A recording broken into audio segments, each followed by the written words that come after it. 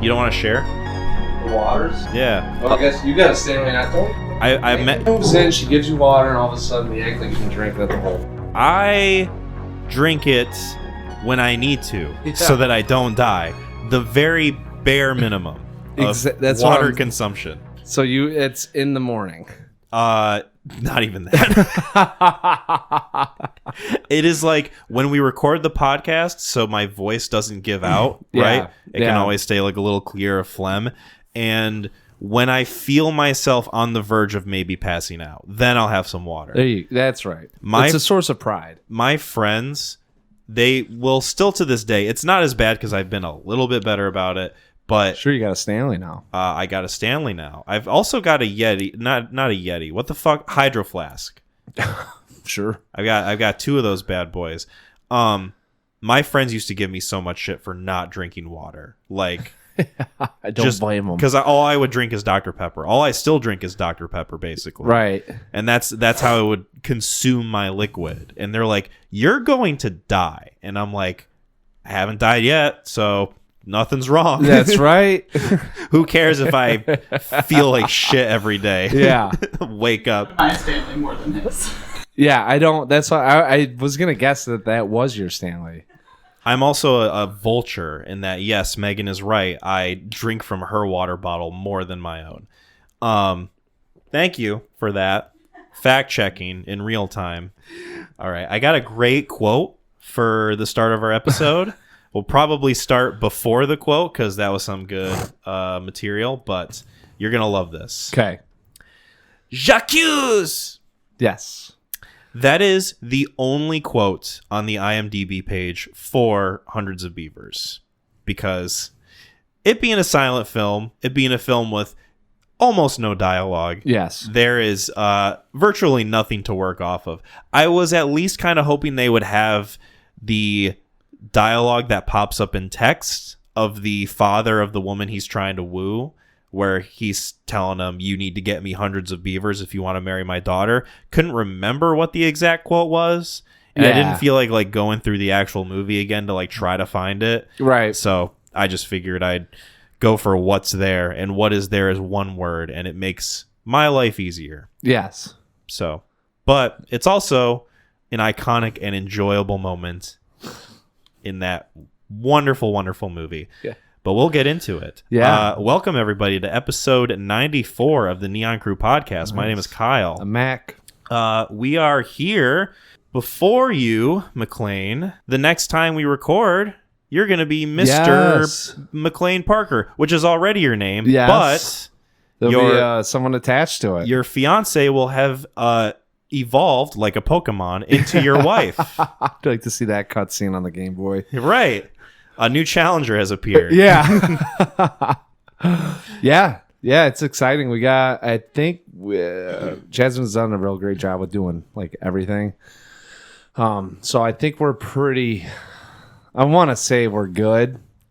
I always have a hard time saying that because I am like the assistant, the DP, if you will. Yeah. Or what are they? The assistant director. Yeah, assistant director, second unit. Yeah. All that stuff. So like, I can't take all of the credit, and I also don't know. So if I say something's done, I better be absolutely certain or be really good at bullshitting. Right. But in the most earnest sense, I believe that we have a lot of things covered. She's done a phenomenal job with doing everything, and yeah, everyone's kind of been asking about it. And we're getting closer, so I'm ready for it to get it on. Yeah, you know, so get it on the dance floor. Well, you know, it's just there's so much stuff like when you got an event this big going on, and also kind of playing second fiddle with everything. Mm-hmm. It's just a lot of like, I think this is it. I think this is that. So there's like a little bit of anxiety going on, and you're trying to remember if you got everything down. And also, you don't want to be the guy that, you know, messes up. Right. So you don't want to be the cause of any sort of like ire or malice. Well, and she's you know, she's an angel. So it would be almost like letting someone down. Right. Which is almost more hurtful than catching a scolded fist. It'd be like hurting God. Yeah. It's like, wow, you made God cry. Yeah. I'm only going to ask you this one question in relation to your wedding and the events that will take place. Do you have any songs that you both have banned from being a part of the reception? Because I know some people, they'll have a wedding, they'll have a DJ, they'll provide the DJ a list of songs that they absolutely do not want played, no matter what, even if people request it. Like Cotton Eye Joe. I've seen that one on the ban list before. Well, she's from Kansas City, so she probably loves it. Actually, yes. The promote list. Play this first. She's got a funny video with like her and her brother and some friends dancing to that song. And so no, that one won't be banned. I don't think we do. We took the unique route of like filtering in requests. So I don't think, once again, it's all done through a website. So, and she's getting that stuff. So I don't know what the DJ has. We each had to pick out like 10 to 12 songs to get to him. And so I'm like, all right, I mean, you know, you start dancing at 7, ends at 10. 10 to 12 songs? A piece. So okay. Now that's like this is what we'd songs. Like to hear, right? So you do 24 and times 4. Does that like give him like an idea of like other types of songs he could play? So because that seems like a small amount of songs. Well, it's maybe I'm wrong.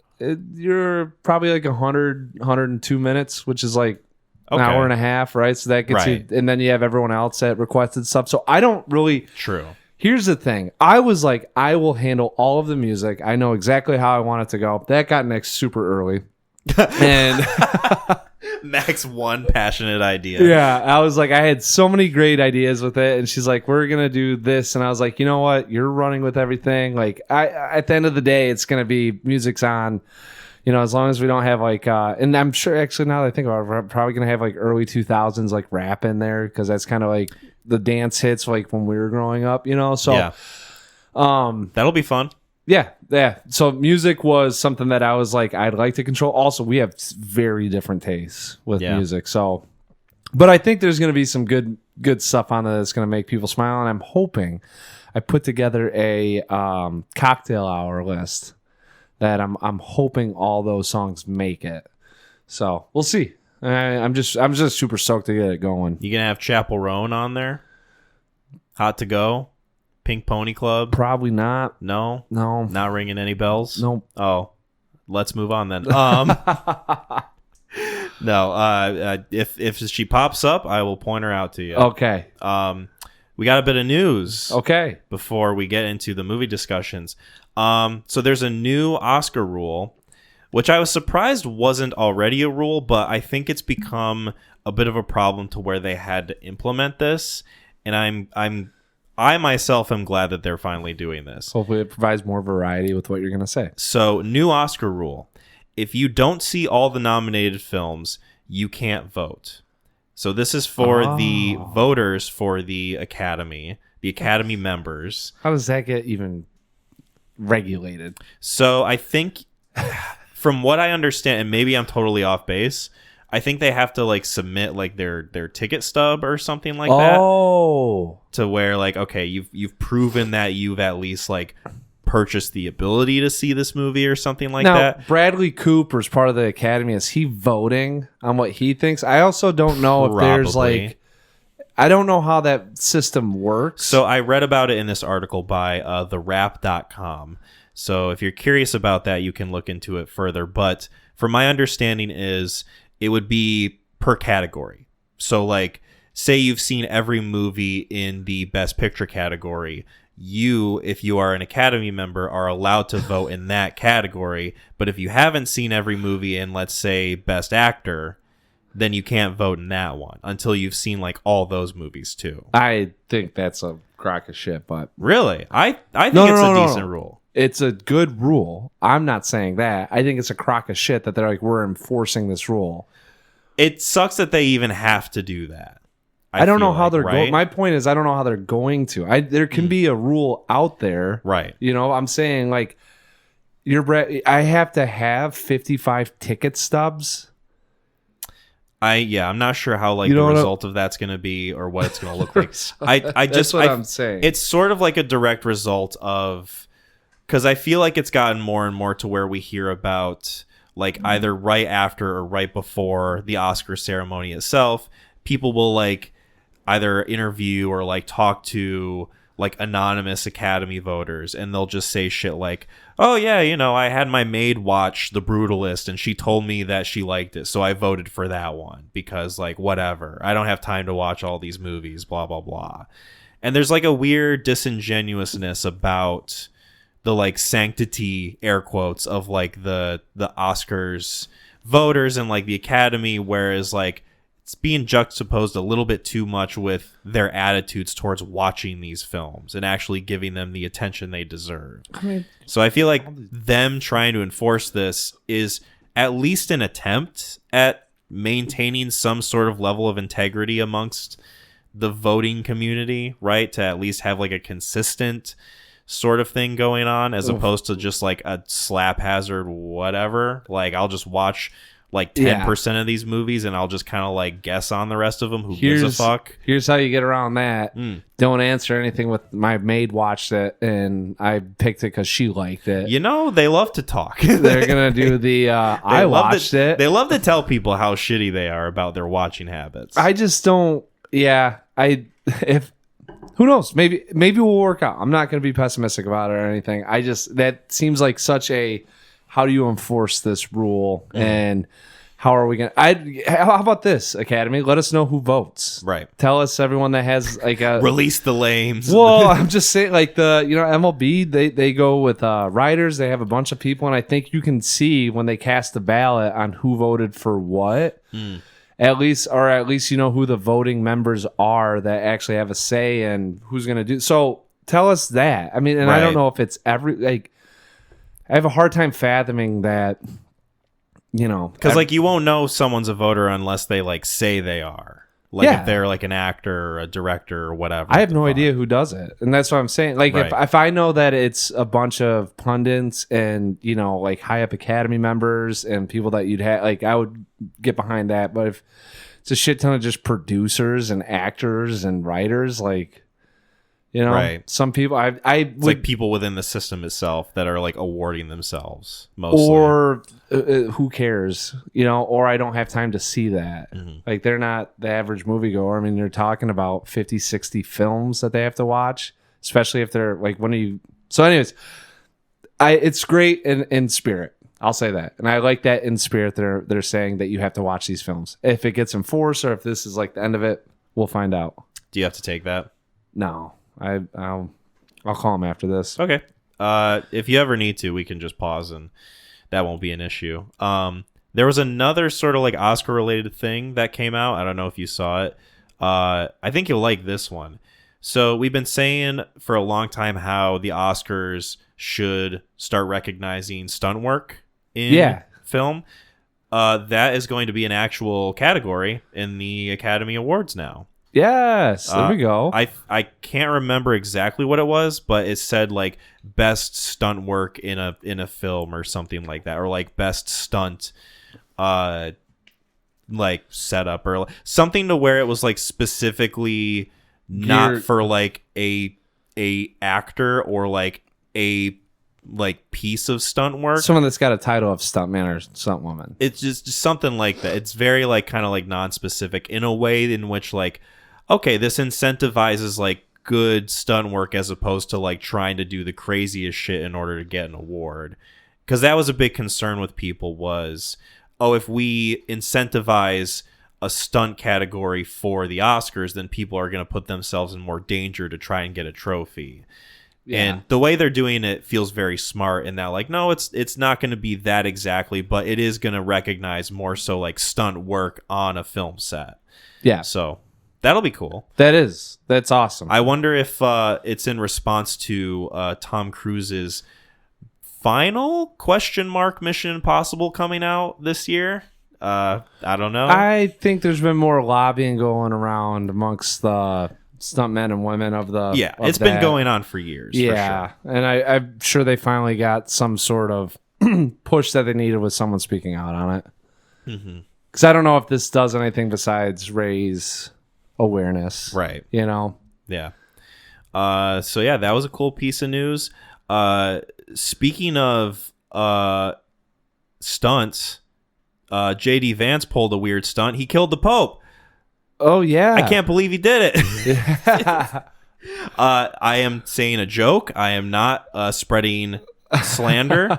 Misinformation. I'm not spreading misinformation. J.D. Vance allegedly maybe killed the Pope. He was just there, right? Shock and awe. It was like one of the last people he met with, and then Pope Francis died. Yeah. Which is kind of crazy. Now we got to watch the Vatican news. Yeah, we gotta watch the Vatican news. We gotta rewatch Conclave. Yeah, and talk about that. Which I read that since the Pope died, Conclave's viewership on streaming has gone up 283%. So that movie is getting one of the weirdest bumps I think to ever happen to a movie. Probably the only chance that it had an increasing viewership. Right. Like, we'll have to watch the two popes. We'll have to watch Hillbilly Elegy because it ties back to J.D. Vance somehow. Sure. That'll be an entire episode. That'll be a Cliff Note episode. Right. That'll be just like, what the fuck is this? Is this some bullshit that Ron Howard directed? I don't know. It's got the vice president in it. Anyway, 1 out of 10. Yeah. But yeah, I don't know. Felt like that was worth touching on, especially its impact on Conclave specifically. We're just, political news or cultural news. Yeah. I don't know. I just ties into Conclave a little bit. Ties into Conclave a little bit. Yeah, we both like that film. Just yeah. Just thought it was worth throwing out there. I'm just kind of like throwing shit. Whatever. Yeah, we got next episode, 2 popes and Conclave. Yeah. And then all of our news will be on Pope Francis. Yeah, exactly. Only Pope-related movies is what we're going to cover from now on. Well, yeah. Maybe not now, and we'll do it until the Vatican sends out the white smoke.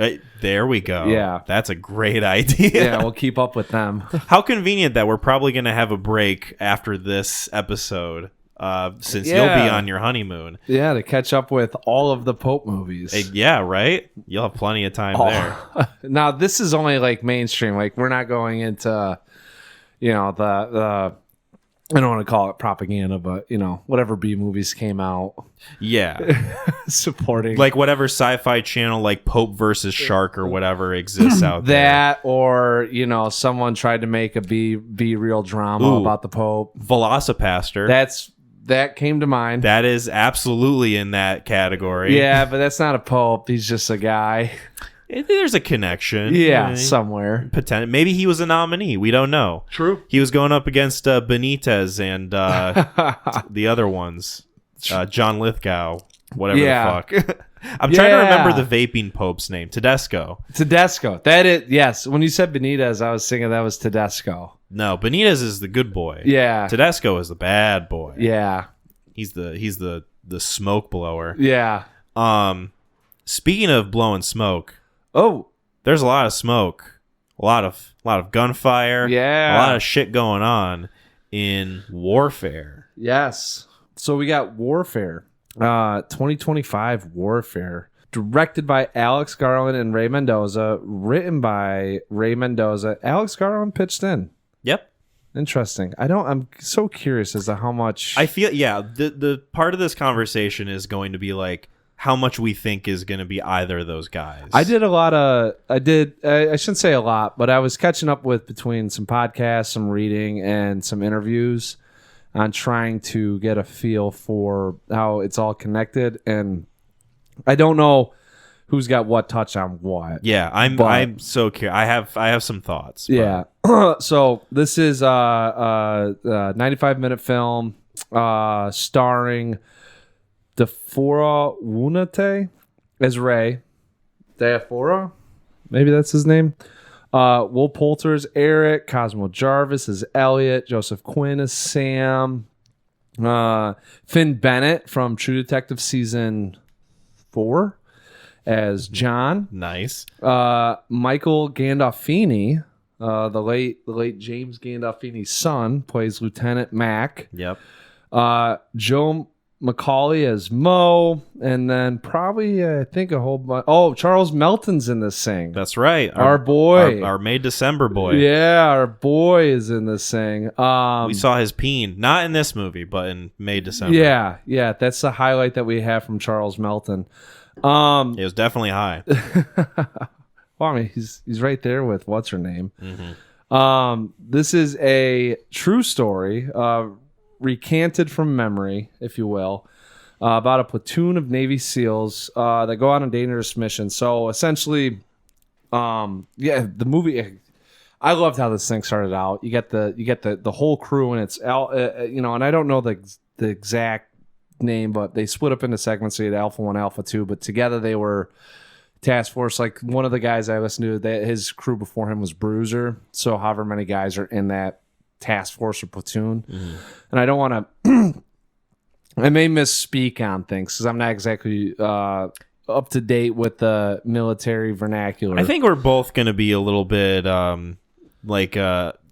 just keeping up, right? Trying to keep our heads above water in terms of talking about the technical aspects of this movie. I have some, and I'll get into it. But the movie starts out, these guys are watching a music video, very erotic music video, not necessarily showing skin, but damn cheeked up. Yeah, and fun song, and they're hopping into it and they're getting into it, and you really get a sense of how well these guys are bonded, which is like, I think anyone that's been in the military or at least has a platoon, they'll tell you like that's kind of like what the bond that you form with the guys around you. A good squad of guys. Yeah, and they are in Ramadi, Iraq, which at the time in 2006 was like the hot spot in Iraq for enemy combat, and it was kind of trying to, I think that's like one of the bigger cities that they were trying to take over. There's two of them. Ramadi was one of them, and they go on to Overwatch. So essentially what they're doing is they're going out at night. They're taking kind of like a place or hold in a civilian house just to keep up with kind of like what's going on with the enemy, and then keeping tabs on who's coming in and out. Defining main players or whatever you want to say in Ramadi. And next thing you know, a grenade comes into the house, explosions go off, kind of under attack. We got to get out of here. They start the escort, and then all hell breaks loose. And essentially it is, a 95-minute, I don't want to call it a thrill ride, but immersive experience. Thrill ride might be a little not completely accurate. Yeah, wouldn't call it a ride. Well, it's more of a grueling journey. It is.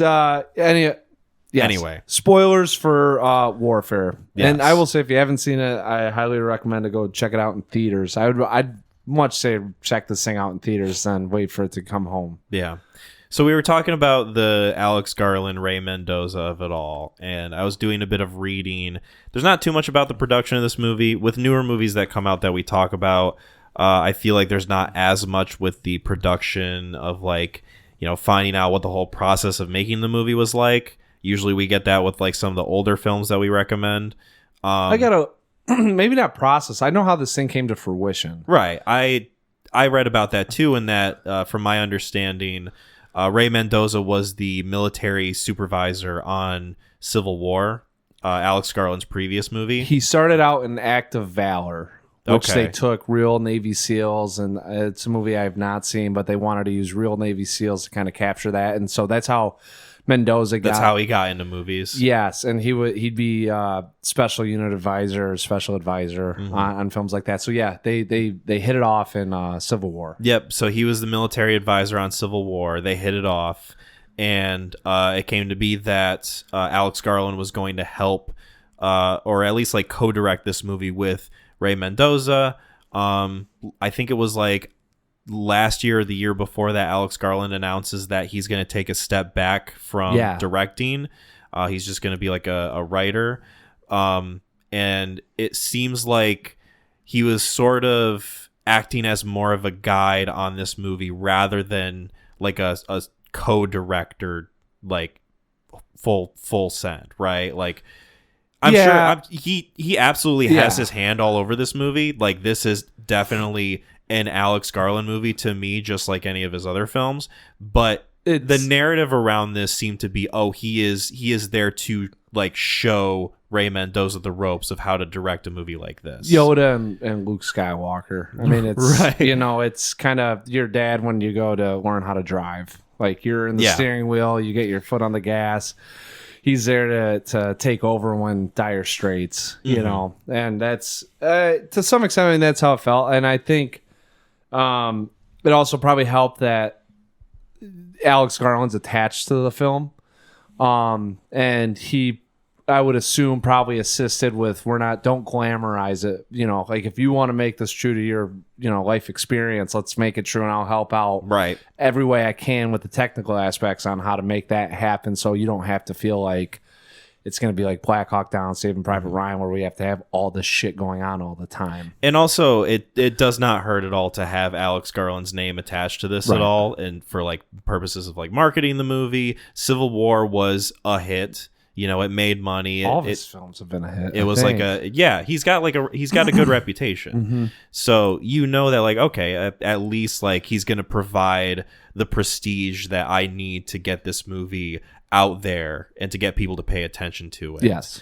I do enjoy this movie. This was a very visceral theater experience for me. Yeah. Same thing with Civil War, cranked up to 11 with the sound design. Like absolutely just like invading your eardrums. Yes. Like with like the music that starts out that just gets like louder and louder until it ramps to the title screen. Yes. And then I think from that point on, I read that everything is like in real time. Yep. So like the events that play out in the movie, the runtime of the film itself is the length of time that the event took place. Right. I would imagine so, because there's no break. Yeah. Like that's the one thing I was trying to think of. I was like, I don't know if there could be pockets that you could speed up and take out. You know, the if only there's thing, some ceasefire going on. Right. The only thing I was thinking about is like, oh, they get inside the house when it's like still dark out, and then not long after that it gets a little bit lighter. So I would, you know, imagine maybe there's like a little bit of a time creep in that instance, but after that it's like, yeah, we're just like terms of main that was like one of the things I was curious about, and I've listened to some of the guys that were actually in there, so it's I guess we'll just talk about that too. I mean, not to cut into it, but no, for sure. So Joe Hildebrand was played by Joseph Quinn. I think he had the name Sam, if I read that. Yeah, they gave him the name Sam. Yeah, the real life person's Joe Hildebrand, and then Cosmo Jarvis plays Eric Miller. So what you find out with this stuff is that after Elliot Miller, sorry. No, you're good. What you find out is that Elliot Miller, after this, lost his left leg and the ability to speak. Like he went into I didn't know that. That's what I didn't either. Like, and that's what. So it says dedicate, you know, for Elliot at the very end of it, and it was like one of those things where, and because of the camaraderie and the bond that all these guys share, it was like really hard to see what Elliot had to go through after this. So I mean, everyone thinks he's gone, right? And then, I mean, and this is like real life stuff too. And then they find out, you know, he's still got a pulse, right? And in the movie he was talking, but apparently as soon as he got back, he went into a coma for about 4 weeks.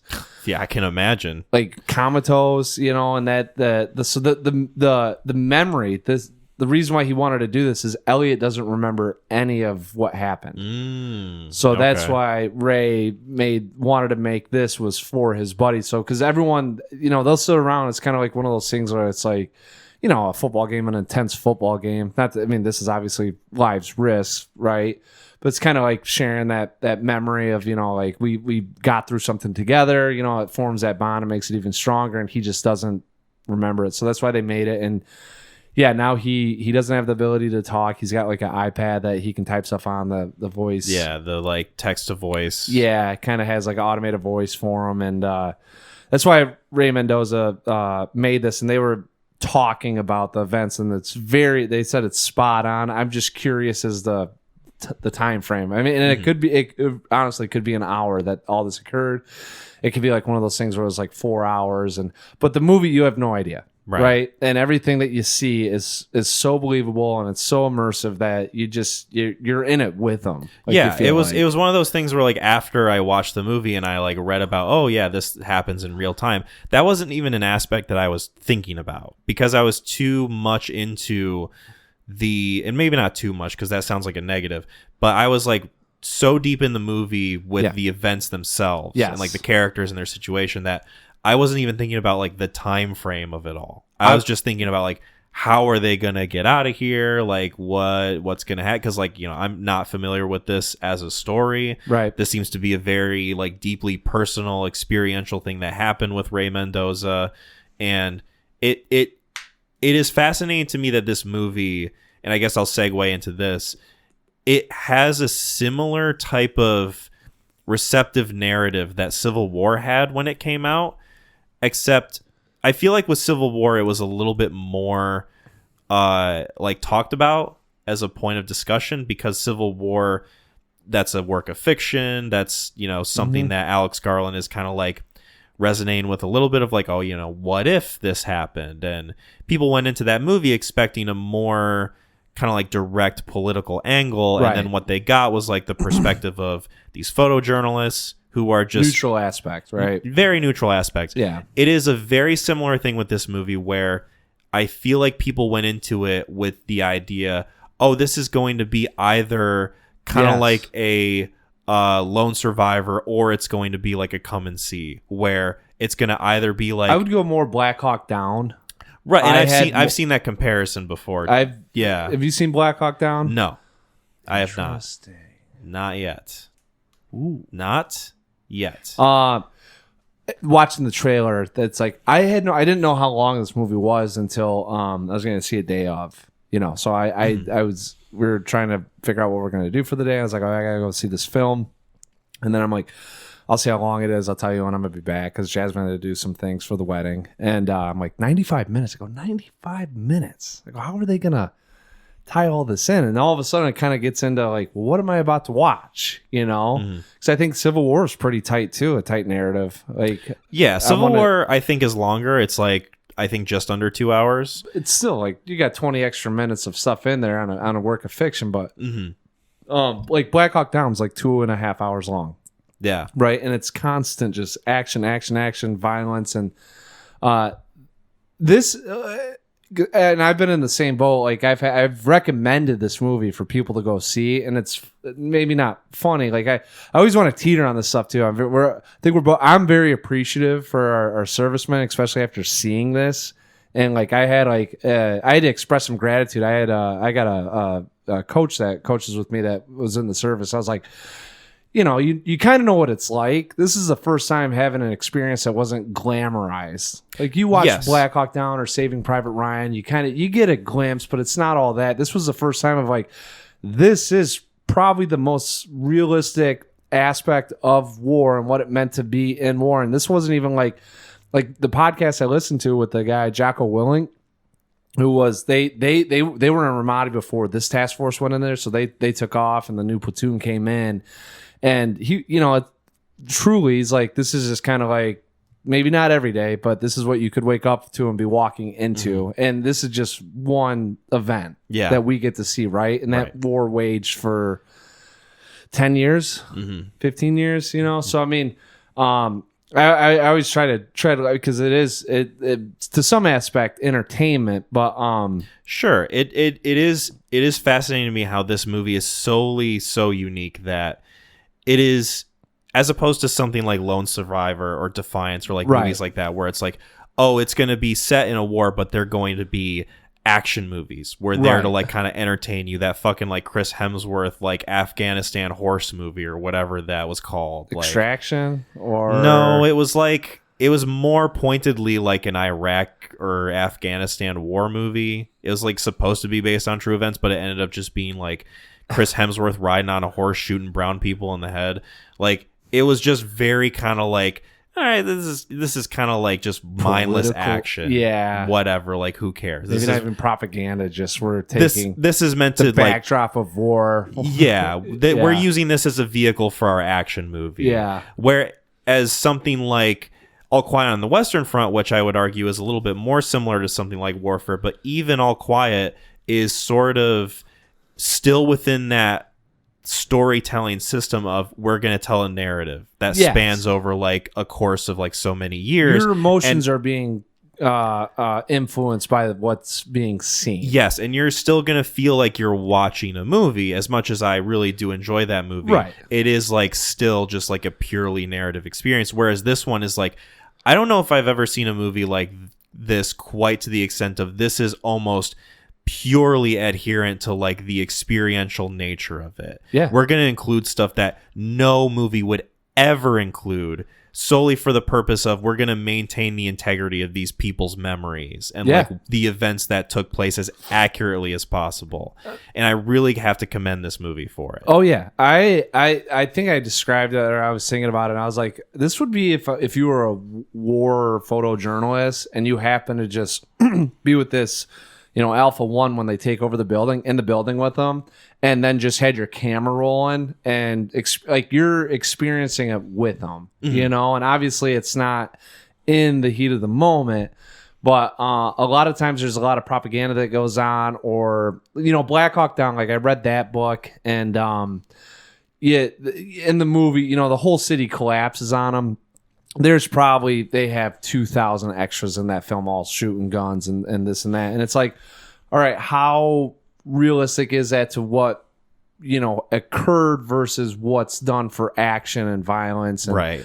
And it's effective, but like you still have a narrative going on. You still kind of have, we're going to pull at the heartstrings a little bit. We're still going to. Right. We're going to still have these beats that feel like storytelling to an extent. Yeah. And this is, and honestly, and I'm not discrediting anyone or anything. If you took out the American flag on this and created your own country and had these people doing the exact same thing and didn't even have it based on the war in Iraq, this would, I think, ultimately be the most realistic thing that you could probably watch to see what combat's like and, fighting for your lives. Mm-hmm. Absolutely. And the fact that it all takes place in like this one central location. Yeah. Because I wasn't sure, like, based on the trailers, okay, are they going to be like going from at least like building to building in the same city or town or whatever? Right. But it's like, no, they're fully like holed down in this one area, and there's often that risk of like, well, how interesting is that going to be? How exciting is it going to be that they're not moving into different locations during this conflict?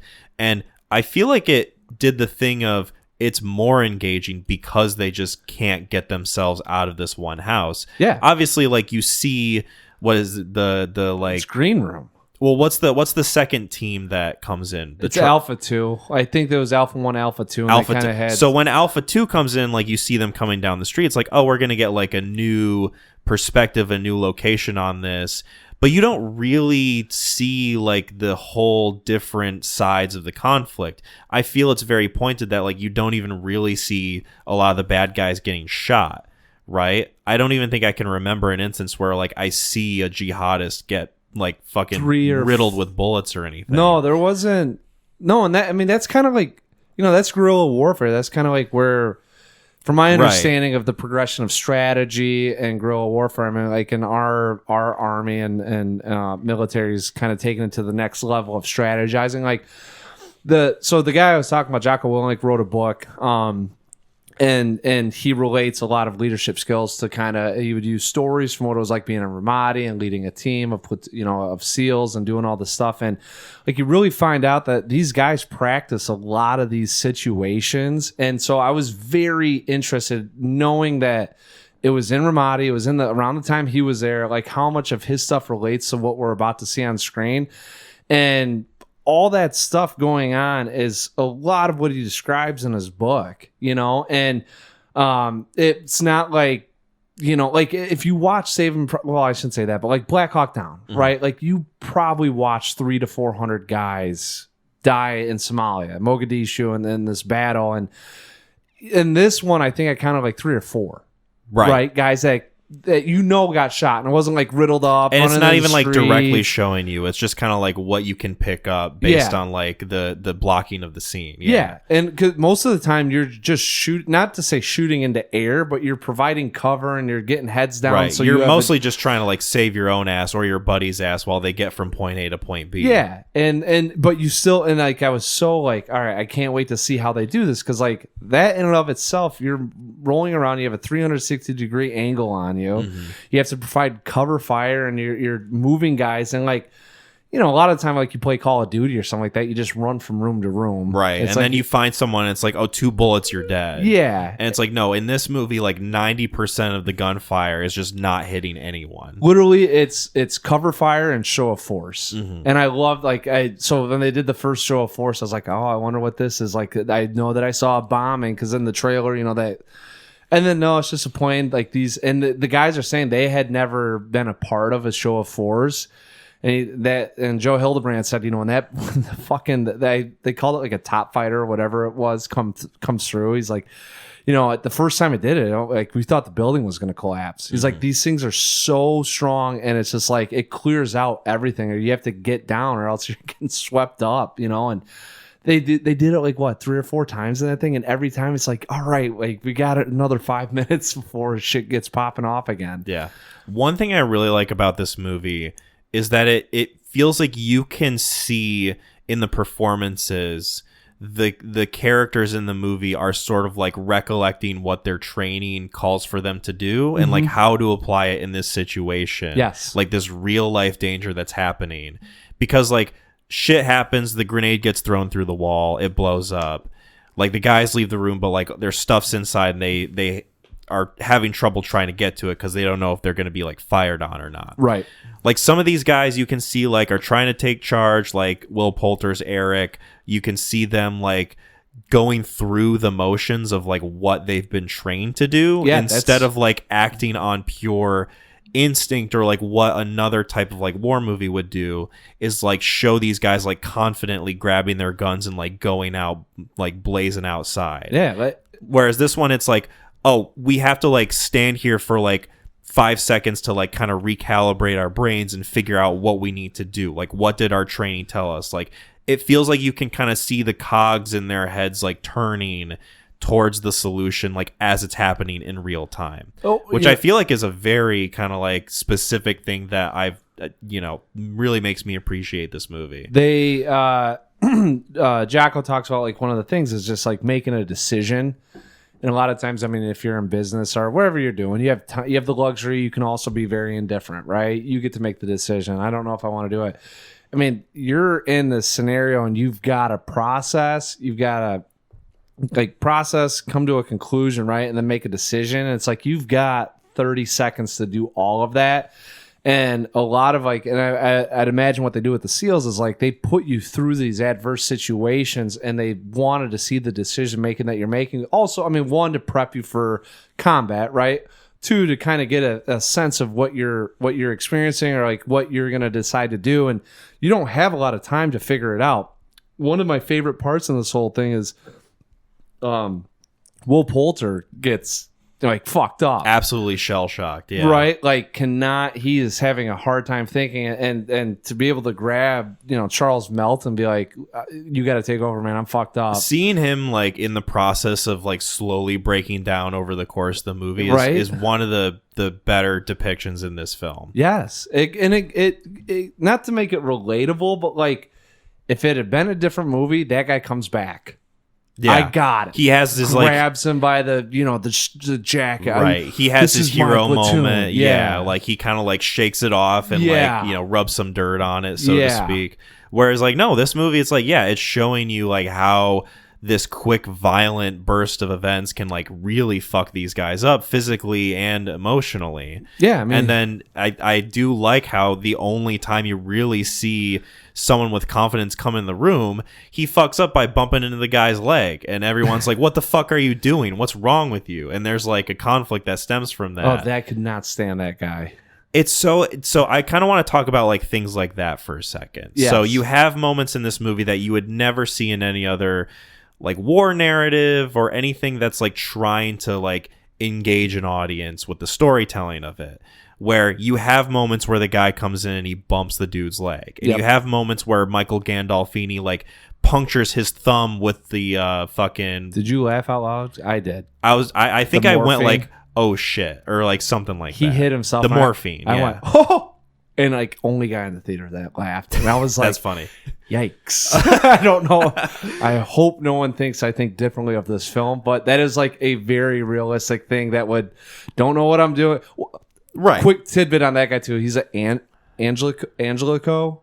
So he would communicate. He was air support. He's with those guys for air support. So Elliot Miller, because they thought he was dead or he was about to die, they assigned Michael Gandolfini, the Angelico guy, to hang out with him because they're like, there's nothing we can do. We're going to take the guy that shouldn't even be here and put him on Elliot. Right. Because he has nothing else with this operation besides getting on the radio contact. And they had another guy that could do that. That's really good casting because it felt like Michael Gandolfini, more so than all the other guys, fell out of their depth. The two guys. So it was funny. I'm like, who are these two guys? It was him and then I think the African American guy that was with him. Right. Those two guys. I'm like, I don't know what they're doing here. I don't know if they're part of this or like the radio chatter. Mm-hmm. The radio's going off all the time. Everyone's fucking talking. You have no idea who's leading the charge or who's assigned to what, which I really appreciated because like they didn't set it up for us. Like he doesn't walk us through the blueprint or the optics before they go out. Mm-hmm. Charlie, or Eric, you're leading running point. Michael, you got this. James, you've got that. Right. Like you're in there, and all of a sudden, the people are just talking. Yeah, and that is really like everyone's got a radio, and that was like Jocko talks about in his thing. He's like, I didn't have anyone on the radio besides the guys that needed to talk. Mm-hmm. But he's like, every unit's different. That's not pre-described by like the military. Some unit leaders would be like, hey, whoever can get on and assist will do that, right? Mm-hmm. So it was like another one of the small things that you appreciate. Yes, the morphine, he's out of place. Yeah, no. I'm just gonna build off what you were saying. I like that too, and that like there's never the scene in the movie where they sit down and Michael Gandolfini goes like, well, I'm kind of hoping to take it easy today. I'm not really, this is kind of above my pay grade, Like, you never get any stupid dialogue like that sets his character up to be like the in over his head one. Right. Because they're all kind of in over their heads in a way, but he more so like sticks out as the guy who's like, I am so out of my depth. But what I was going to say is those little moments of like fuck ups or like, those things that you would never find in any other movie. Right. Those I know are like adherent to the real life experience of Ray Mendoza. It also says a lot to me that it feels like that would be shit that Alex Garland would put in one of his movies. Yeah. I feel like Alex Garland as a filmmaker kind of has that like weird cynical edge to him that makes him able to put stuff in his movies like that where it's like the characters fuck up in a way in which like not a lot of other filmmakers allow for that to happen. The flaws to show through. Right. And the fact that this movie is so heavily marketed, it's presenting itself as like everything you see in this movie is based on memory. It's like, oh, the guy bumping into the leg, that is clearly a memory that has stuck with Ray Mendoza. Well, he was to sitting there with right. He's the one who's like trying to like calm him down, and then this guy comes in, fucks it up. It's like, what the hell are you doing? It's like this is a core moment in his mind. If you were to tell me that Ray Mendoza had nothing to do with this movie at all, and that Alex Garland just like directed this himself, I would believe that as a choice creatively from Alex Garland, because that's like just the type of filmmaker that I've come to expect him to be in a positive way. Right. Like, it's just fascinating to me how like well those two styles mesh together, and it brings me to the question of like how much of this is Alex Garland's DNA versus Ray Mendoza's. And we were kind of teeing this up earlier. Yeah. But it does offer like a very interesting point of like, I think it's a good thing that I can't tell where it ends and where it begins with those two. Oh, I 100%. And I think if I had to really guess, I feel like Alex Garland was probably there for a lot of the technical assistance and a lot of the, trust me, you tell me what happened, we can make it happen. Mm-hmm. Right? Like that guy, if he, Michael Gandolfini hit himself with morphine, if you saw that and remember that, we can get it in there in a tasteful way. Like we will make sure that we can present it in a light that feels authentic to what you're saying. Right? So like, I feel like with Ray Mendoza, and I honestly have no idea. I mean, they could have he could have just sat there with a box of cigarettes. This and being chocolate. like his first directorial debut, it's and we're gonna see how his career plays out. I feel like Ray maybe would have gone through and made it a little bit more not necessarily like disingenuous, but more filler up with a couple of things happening here and there. Or maybe it's the exact opposite. I mean, maybe there's like 10 guys on 5 buildings, and they're just taking gunfire and could not get out because they're pinned down. And Alex Garland's like, we got to spice it up a little bit. But it goes to your point of like, we really don't know.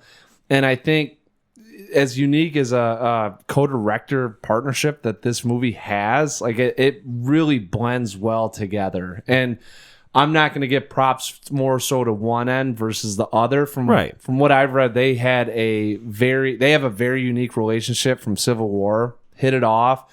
And I feel like that's like one of those things where we were talking about Tarantino, right? Could he co-direct? And I was like, I don't think so. Because it seems like he's so like stringent on like his type of style. I think in that episode, I said if he had a buddy that he knew that they could kind of, work off each other, you'd get a good product. This is how it looks when you get co-directors like the Coen brothers, before they split. Right. I'm specifically thinking too of like, because the Safdie brothers, we've got like a couple good films from those two, specifically co-directing Uncut Gems and Good Time.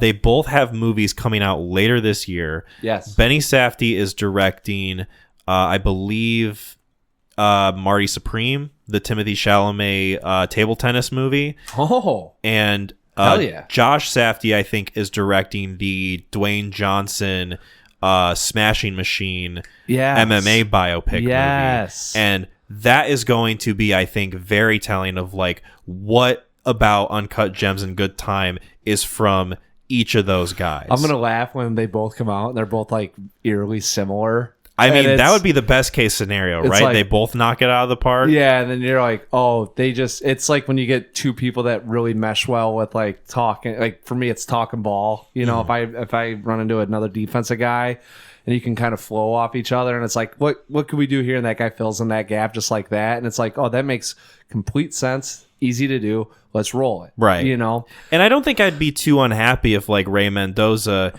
acknowledging his potential limitations, and I'm purely speculating because I have no idea, but if he's someone who's like, I'm not that familiar with the filmmaking world, I could do with some co-directing or like some help with like all these projects that I want to do, and if it results in a success like Warfare, then I'm comfortable staying in this lane. If he solely wants to do that for the rest of his career, that is totally fine. I'll be curious if and when he decides to go at it fully solo and like have the confidence to be like, probably I think I've got this. Yeah, he's gonna have enough. He'll have enough clout from this that I don't think anyone's gonna go like, like Garland directed that, and if I had to enter Hollywood circles, I would feel like, especially if Alex Garland's getting out of directing, he's probably going to point the finger and go, that guy made that whole film. Right. Like I feel like he's doing a lot of this. Prop him up, yeah. A lot of this just feels like someone kind of saying, hey man, I want you to, spread your wings, and I'm going to help you out as much as I can in like what you don't often see in Hollywood, like a genuine sense. And all we have is from reports and stuff, but like having seen this film, this is such a outlier of a war film that I really feel like that Alex Garland's like, I will help you out as much as I can. Do what you got to do. I am here to help. Right. Like it does have his DNA in there, but at no point does this feel like, we haven't seen much of what else Ray Mendoza's done, but like, right. This doesn't feel like Alex Garland came in and like just made everything for him. Right. Yeah.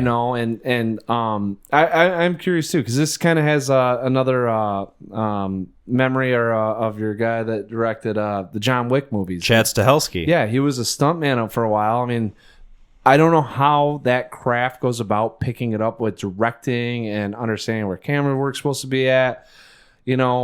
Some guys like to operate the camera. Some guys maybe are just telling the cinematographer, hey, this is what we're looking for. These are the marks, and so I'm curious. He has he's got a wealth of knowledge on Navy SEALs, military escapades, and I'm curious as like, I feel like that's going to be his niche if it continues to go along, or maybe this is just, hey, I did it. I got this out from what I'd really like it. Well, one, if Alex Garland came back to directing, but if this was like it, You know, this was just like, hey, this is my swan song for you.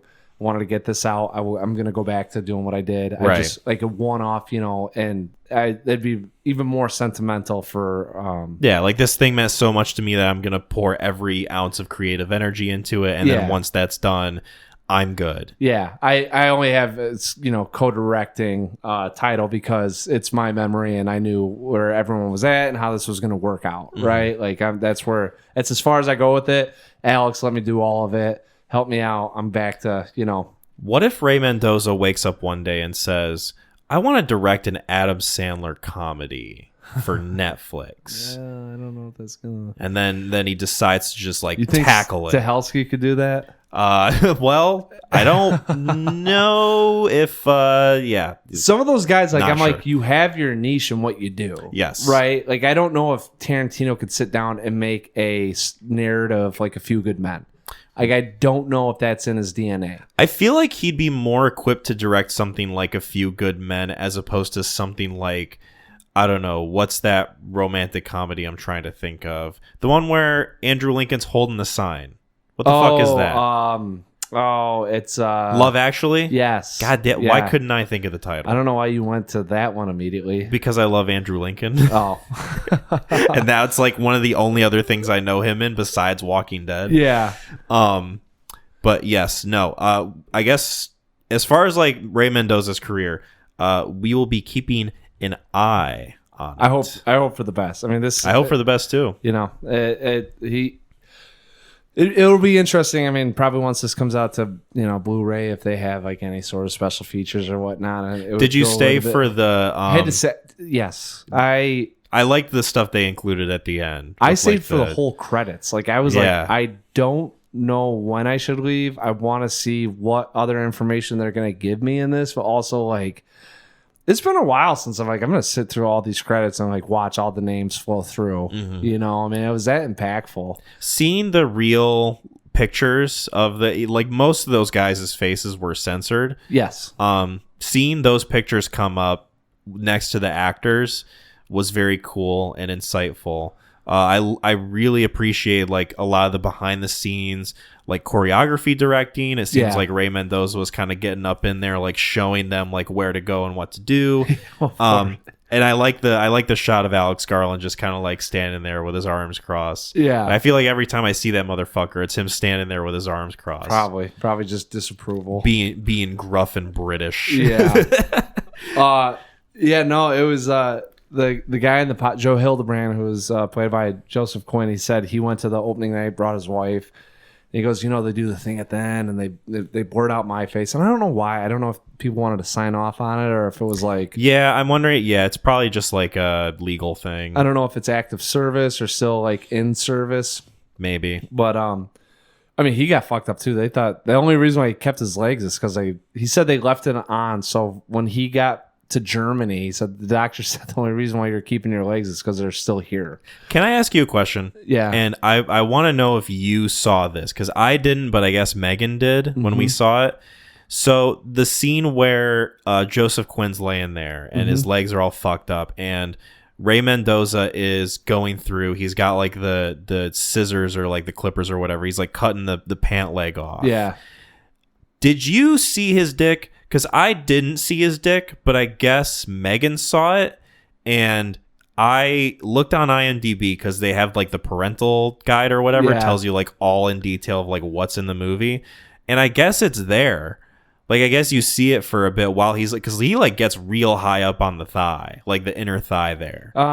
No, but I also my eyes didn't. Because Megan there. was like, "Did you see the bloody penis?" And I'm like, "What bloody penis?" And she's Damn, like, when he was like, I was like, no, shit. My one enjoyable aspect of this movie. Just kidding. No, she was like, did you see it? I'm like, I did not. I wasn't even thinking to look for little Easter egg, or perhaps a big Easter egg. I don't know. I must have been big enough for her to see it. So both those scenes, I was like, I'm gonna look at the legs. I want to see how bad these things are, and if there's bones popping out or anything. I don't know why. It makes me like, right. You know, compound fractures I've seen, but I was very curious on to like how, not necessarily accurate, but how they were going to depict all that. Yeah. And Megan said she almost threw up. watching this movie. It is very viscerally violent in a weird way. There in a way that's not gratuitous. Like right. it's not like showing you like slow-mo guys getting torn in half or like this dude's legs getting fucked someone up. asked me about that. I said it's what you would think would happen if you were in war and someone's like, I just got shrapnel into my legs. Like it's one of those things. I don't know how to describe it. Sometimes you glamorize or like the slasher, the gore porn or whatever. Yeah. You know, like they like You make it pulpy, exciting. right. Yeah. It's got to be. There's lots of blood and this and that. This feels so like weirdly banal in how they present the gore. Yeah, and it's almost because it's just in a realistic fashion, and because I don't know, maybe I was just like, I feel so locked into being there with them. Mm-hmm. I am seeing it how they would see it. Yeah. And I appreciate that, and it's easier for me to stomach because I would say if I was doing that, cutting, I'm looking at the legs going like, how bad is this? Right. Right? Like you're not looking away and not trying to cut off a guy's dick. So like I was thinking to myself, he is going pretty high up on that thigh there. Like that thought did cross my mind. I guess, yeah. So you have an artery there in your leg, and they touch on it in Black Hawk Down. It's the first time I had ever.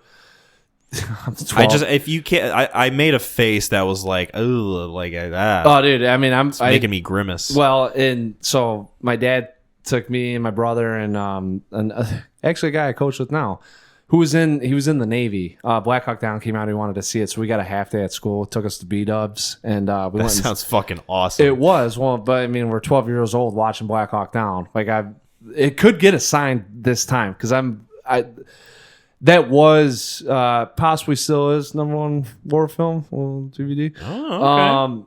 But there's an artery right there, right? Yeah. And if it gets nicked, you Game don't over. clamp an artery. Yeah. Right? So when that was going on, and because I think I know the scene you're talking about when they go up, he's got, it's in his thigh, right? He caught shrapnel in his thigh. Yeah. Uh-huh. I'm looking at that thing going like, all right, did that artery get clipped? Like, am I going to watch this guy die? I don't know who dies in this thing. I don't know if anyone dies. Right. You're not thinking like, oh, there's his hog. Yeah. Like, let's get out that bloody peen. Yeah, no, I'm staring at this like, because I remember there's a hockey guy that took a skate there and almost died. Yeah, like that's some gnarly shit. Back in the 80s or 90s. So anyways, that stuff, like when that happens, just from kind of like having random ass knowledge, it was like as soon as he started getting up in that area, I was like, oh, fuck. Because honestly, too, you don't know what is going to happen in this thing. Like, at the end of the day, all these guys could have made it back safely, and it just could have been like this really tight, like, oh, fuck, like, we got out by the skin of our teeth. Yeah. Or you're going to see, 7, 8, like, yeah, because you don't know the outcome or what's happening, you were trying to piece shit together too as it's flying around. I did feel bad for those two Iraqi soldiers that they sent out there, because I just thought to myself, those guys are fucked. And as soon like when the IED hit, like the first big explosion. Megan like jumped so hard in her seat. Like, everyone. It scared the fuck out of her. It scared me too, but I was just like, the shock of it kind of like stilled me a little, and then Megan jumping is what kind of got me more. I did like one of those. Oh yeah, just like popcorn across the room. It started in my shoulder and went out my fingertips. Like that's how much adrenaline just kept built up. Like, you did like the wave. You did like a half wave. Half wave. Like that was totally unintentional. Yeah. Like I looked at my arm. I was like, what the fuck was that? And then you had to check to make sure your penis was still there. Yeah. So took a pair of scissors down there. Right. Was there anything else we wanted to say? Like the technical aspects of this movie? Like, I will say, I do enjoy this movie overall. The only thing that kind of like hangs me up is like, I would never feel like throwing this on as a movie. Like this is not like a fun film to like. Civil War even is a film that I could probably throw on and watch and like watched it 3 or more times. Right. I enjoy that as like a piece of narrative. Whereas this is such a heavy pill to swallow that it would be difficult for me to like. I don't know, just jump back into it at any moment. There- Like I could probably go without seeing this movie again and be fine for as much as I enjoyed this movie. Yeah, no, so it's funny too because I was listening to another podcast and they said the same thing. Like it's really well made. It's gruesome. It's horrifying. It's immersive. It is like your adrenaline's gonna spike watching this thing. The tension in this is just nonstop. Yeah. Like you really, even when you kind of feel comfortable, you're still not at ease. Very you know? great tension building. Yeah. And but like. And I, I'm thinking, I was like, am I the weird guy? Because I'll probably own this film. Like as soon as it comes out, like I don't know what it is. I mean, it struck a chord with me, and I really think the relatability with the team building is what gets me. And those guys, like, I have much more affection for them, like unifying, right, in this completely fucked up situation, and having them. That beginning scene, even though it's like 4 minutes, as soon as that popped up, I'm like, I am going to love this film because these are moments that you have with like your teams when like you can just, and they've been bonding, and the relationship that they've had have gone from buds all the way through up to that point. But just for us as audience members to see how close knit they are, and then the fact that they're going through the shit, life or death, and they're not thinking about them. I love it, right? So I had a completely different aspect with it of like watching this being like, this is like what I'd want to show like my football team, be like you guys need to get to this point in terms of your selflessness. Yeah. You know, like, and so it resonated differently with me. But this is, yes, a tough film. This is if you're just from a unique standpoint of watching a war film, and like, I mean, at any point, if you go like, man, if I was over there, and all of a sudden you put yourself in your like, it gets pretty harrowing, you know, and it can be, and that's what gave me more appreciation. Cause I was like, if I'm feeling this way, the people that are over there serving our country and doing this shit, like, not to say I ever discredited any of that, or you just don't know. It's very hard to put yourself in those shoes. Yeah, you don't often think about it. Yeah. Even when you do, like, what movies do you have to go off of? Like Saving Private Ryan? Right. Movies where, like, yeah, as much as I love those films, there is still, like, that detachment you have from, like, the Hollywood veneer. And that's what I'm, like, this does not have that. Yeah. It's maybe one of the films that, like, I don't even know if I can think of another one that is like this in that way. Maybe there is some out there. Like, I'm sure if people could rattle it off, but like, this has no element of we're doing this for cinema or to make a quick buck. Right. This feels like a very personal film to Ray Mendoza's experience. It feels like he's working through something and creating this, seeing this unfold in a way that like he has so much control over with the help of Alex Garland. Yes. Do we want to get into ratings? Yeah. Am I going first? Yes, I read it off. So for me, this is a very high 8 out of 10. Very much enjoyed the experience I had with this movie, especially watching it in theaters. If you guys are listening to this and there's still a showtime near you, go out and see this movie. The sound design is going to blast your ass into your butt. Like, it's crazy. Yes. You're going to be immersed in it. It's going to be a very different, like, kind of war movie experience. I loved how adherent it was to the supposedly, like, the real memories of what they went through and experienced. And I will say, too, like, memories are a very funny thing. Memories can often fail us. They can often be something that's a little bit fleeting, a little bit unreliable. This movie, despite the idea of, like, memories being this like kind of more floaty thing, it does feel so sincere in that like I can't refute any of what took place in this film. So nice. For me, this is an 8 out of 10. Yeah, the thing about PTSD is, and this was, so my buddy that was texting me about this, I'm like, should I say I stated to him, I was like, one, thank you. Two, it's like, if you have any sort of PTSD, I was like, I don't know if I'd recommend this.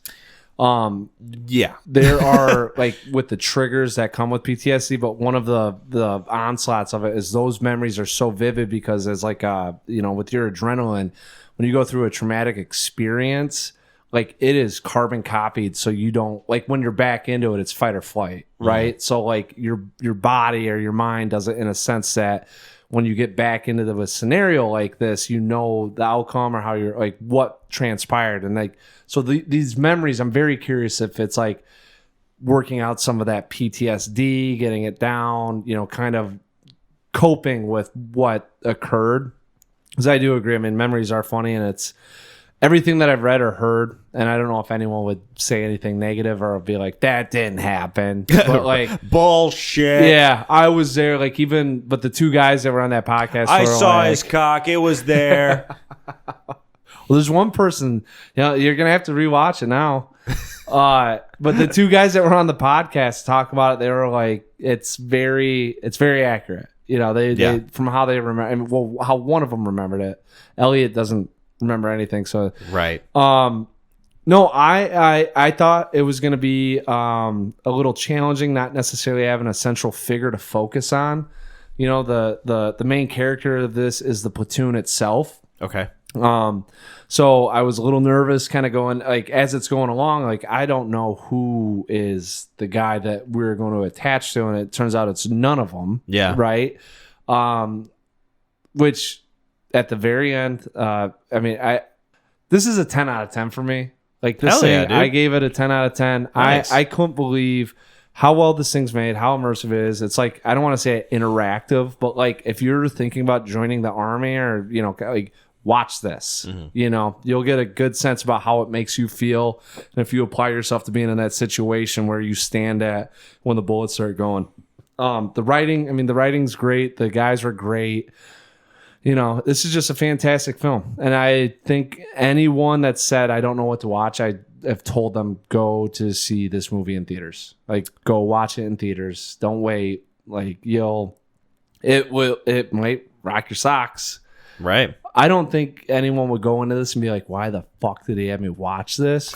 Yeah. You know, I think it's a very eye-opening experience to what combat is like. And I got to applaud, you know, Garland for helping Ray Mendoza make this thing or working together on it, and all the guys that served. Like, it was fantastic. Well, speaking of an eye-opening experience of what combat is like, boy, oh boy, do I got the movie for you. My recommendation of Hundreds of Beavers. My recommendation for this episode. Yes. Exciting stuff. So this was my recommendation. This is a 2022 independent slapstick comedy film directed by Mike Cheslick, written by Mike Cheslick and Ryland Tews, who also stars in this movie as Gene Kayak, who is a applejack salesman who has his business ruined because he is a drunkard who stumbles into his orchard and it explodes, catches on fire. The winter comes and he has to figure out how to navigate this snowy landscape, all the while going about like hunting down rabbits and raccoons and beavers. And then he comes across a fur trapper who is trading his furs with this father and his daughter, who are working together. And he soon decides to take up fur trapping in order to impress the daughter of the merchant. Yes. So, spoilers for Hundreds of Beavers. So, when I first saw this movie, it was shown to be by Gideon. I know that will come as a shock to you, right? That Gideon would like this type of movie.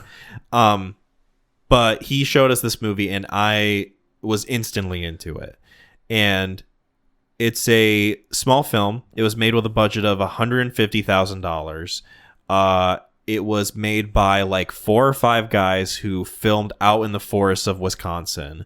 I wanted to try and catch their previous movie, Lake Michigan Monster. Yeah. But I didn't find the time. And if I ever do come around to watching it, I will give my thoughts on it on mic. But I instantly fell in love with this movie. I wanted to show as many people as I could. I showed Drew. I showed my parents. I recommended it on the podcast for you to watch. Yeah. And it's going to be interesting how we talk about this movie because, one, it's a movie that I feel, and we were talking about this earlier, how I feel like a lot of people could watch this movie and fall in love with it like I did. I feel like a lot of people could watch this movie and be kind of like turned off from the just kind of ridiculous nature of it. And I'm very curious where you fall. And two, it is going to be interesting talking about this in context with like how filled with gags it is and like how kind of like over the top slapstick in nature this movie just is as a whole. Like it's just bit after bit after bit. So I guess I'll just start off by asking, did you enjoy this movie, Mac? That is my biggest question that I want to pose to you. So we discussed before we hopped on here, like people fall one way or the other on it. I was saying, I think we talked about it. This isn't a movie where it's like you can only show a certain audience. I feel like, right? This is I think an easy movie that kids could watch, adults could watch. This is very like Looney Tunes-esque, and those cartoons still run. And if that's kind of like your pace of play, all props to you. So absolutely, that's where it gets into viewing. When it comes to enjoyability, I think that's where you kind of get on the one side or another. I will say, probably closer to like uninspired watching it than I was inspired. Okay. I will say some of the darker humor in it tickled my fancy, and I was wishing there was kind of more of that going on. Right. This is riddled. This is like almost 2 hours long. Yeah, it is a feature movie. Yeah, like it is a right big ol' honker of a movie. Yes. And this ain't no red box filler. Like no, we're in it. I didn't, and I had no clue. I thought this would be like an hour 20. I saw hour 48, I think is what it was, and I was like, oh, okay. Goes down smooth. I will say that. Nice. This isn't a boy, what time are we at? How long does this thing have left? Right. Like, oh god, how much is left of this movie? Yeah. The shticks, and I think some of the callback stuff's funny. Like it's, I just thought it was so cartoon. I never got into Looney Tunes when I was a kid. Right. And that style of humor and comedy just never really resonated with me. Mm-hmm. I think this is a film where if that style of humor and comedy like resonate with you, this will, not to say like this is gonna be the funniest thing you've ever seen, it'll be really enjoyable. Right. It is watching Looney Tunes for, I feel like, an hour 45. Some of the stuff, like I said, some of the stuff was funny. I was kind of counting how many times I laughed out loud, and it was more than I thought. But yeah, I mean, it's and we're gonna discuss it. I'm just curious because I don't know how much I have to discuss on it, but like I feel like I can chip in for sure. It's a movie that I think, and you were talking about like the Looney Tunes of it. Like if you appreciate that type of humor, you're really gonna like this movie. I'm someone who was never like huge on Looney Tunes. Not that I didn't like them, but just like was never really exposed to them too much. I watched Space Jam, right? That's about the extent of my Looney Tunes enjoyment. The original Space Jam, I want to preface, not the Space Jam: A New Legacy that came out a couple years ago. Don't have to drop that movie doesn't exist. Yeah. But regardless, I watched this movie knowing a little bit about like, oh, it's a lower budget kind of indie movie about like these guys in beaver mascot costumes, right? It's going to be like a little ridiculous. And then just the way they implement the gags of like, it is like you're watching a live action cartoon, just like edited in this very like kind of slapstick, like hodgepodge way. It's creatively done. It's very creative. And that's the thing that I think I can commend it the most is like, that's really what engaged me and impressed me. Not just the fact that like these gags are so cartoonish and over the top, but that there's an escalation to it. Yes. Right? There's recurring gags that come and go throughout this entire thing with like the fishing pole and like the guy who spits his chaw in the thing and like he misses every time. Yeah. And the fucking like, the pork prickers or whatever, like that he like climbing up the tree and like every time he falls and like whistling and the whistling and the bird comes and like pecks at his head or whatever. Yeah. And there's so much of that going on. It's like I could see someone watching this movie and being like, okay, there's too much of like these same things going on. It's getting a little bit repetitive for me. Me personally, I love the buildup of everything and how it just coalesces in this like awesome like vision of how this all ties together, with like him attaching himself to a rope that's like to this contraption that like he whistles and the bird comes, gets him out of the cave. It's like a Rube Goldberg design with some of these jokes that just play up into like almost learning the environment. And there's a setup of like the world in which the movie inhabits, of like, okay, these animals are attracted to this type of food and then they're preyed upon by these animals, and there's a logic to it that works despite how cartoony and over the top this movie is. Yeah. And I really appreciate the consistency of it while still maintaining like, yeah, this is a jape. This is an over the top, like not only Looney Tunes, but like Buster Keaton, like Charlie Chaplin style black and white comedy. Like an ode to like those two specifically as like sort of inspirations of comedy. And it was funny that I started this movie and, you know, the beginning scene is like him as the Gene Kayak, the Applejack salesman, and he's like going around like being drunk or whatever. And these like cartoon illustrations come up while this song is going. Which, by the way, did you enjoy the song? Because I listened to that song quite a bit. We were putting Willow to sleep. And had the music bedtime song. No, she was like, it was on, the volume was very, very low. Right. So I didn't catch the jingle, didn't really catch much of the song.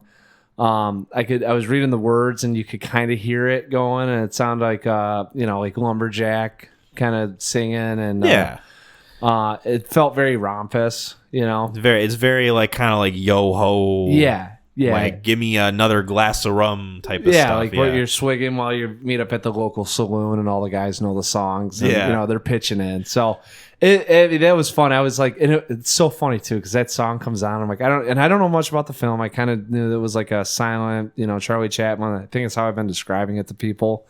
Kind of film. This was before I'd watched it. And that song comes on and I'm like, oh, I wonder if there's going to be more of this in there. And then the movie starts going, and I think 25 minutes into it, I'm like, God, I was going to bring up that fucking song, and I didn't hear one goddamn like lick of it. Well, it's funny because the first time I watched it, the song is so adherent to certain pronunciations, and it just barrels through itself. Yeah. That I couldn't really understand a word of it or like what it was singing about, but I had a feeling it was like, okay, this probably pertains to like the character and his situation. It's exposition. It's literally the exposition of how he became who he is. It's like telling you who this guy is. Yeah, it's setting up the whole story from that song. So like, it's actually funny. So you've listened to it, kind of, now you got the lyrics down or some of the words down, I'm guessing. Yeah, I've got some of it in my head. I read all the whole song, didn't hear one tune.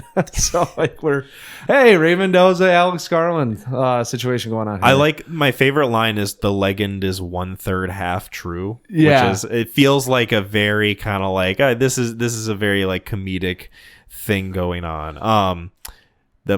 Great analysis from your boy here. That's a very comedic thing going on. Spitting bars. Yes, spitting bars, so to speak. Yeah. But the movie starts out that way, and it's got these like cartoon cutout things popping in, and I'm like, is this what the movie's gonna be like? Right. Because I'm not like opposed to it, but I'm just kind of weary of like, I don't know how much of this I can take for like 2 hours, and then the movie starts kind of proper. He's like got the beard. He's in the snow. The gags start happening. I'm like, okay, so this is more or less the movie.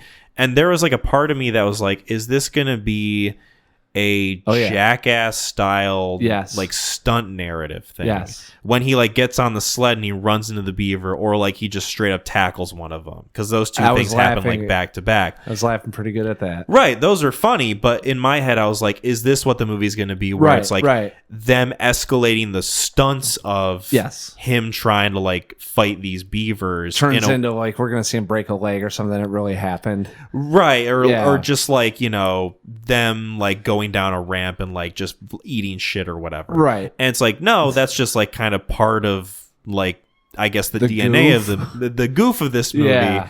And it really does turn into more so like a cartoon. Like, Yeah. you know, we're going to take the special effects of this, kind of like not really care about like whether it looks realistic. We're going to make it as ridiculous as possible to give this a style to like kind of like make it consistent, but also acknowledging the fact that like, yeah, you're watching something that doesn't exist in reality. It's like a satire on those 1920 movies with as like, hey, we're gonna make this as close to practical as we can while maintaining some of that satirical nature with how can we really explore the boundaries of this world, you know.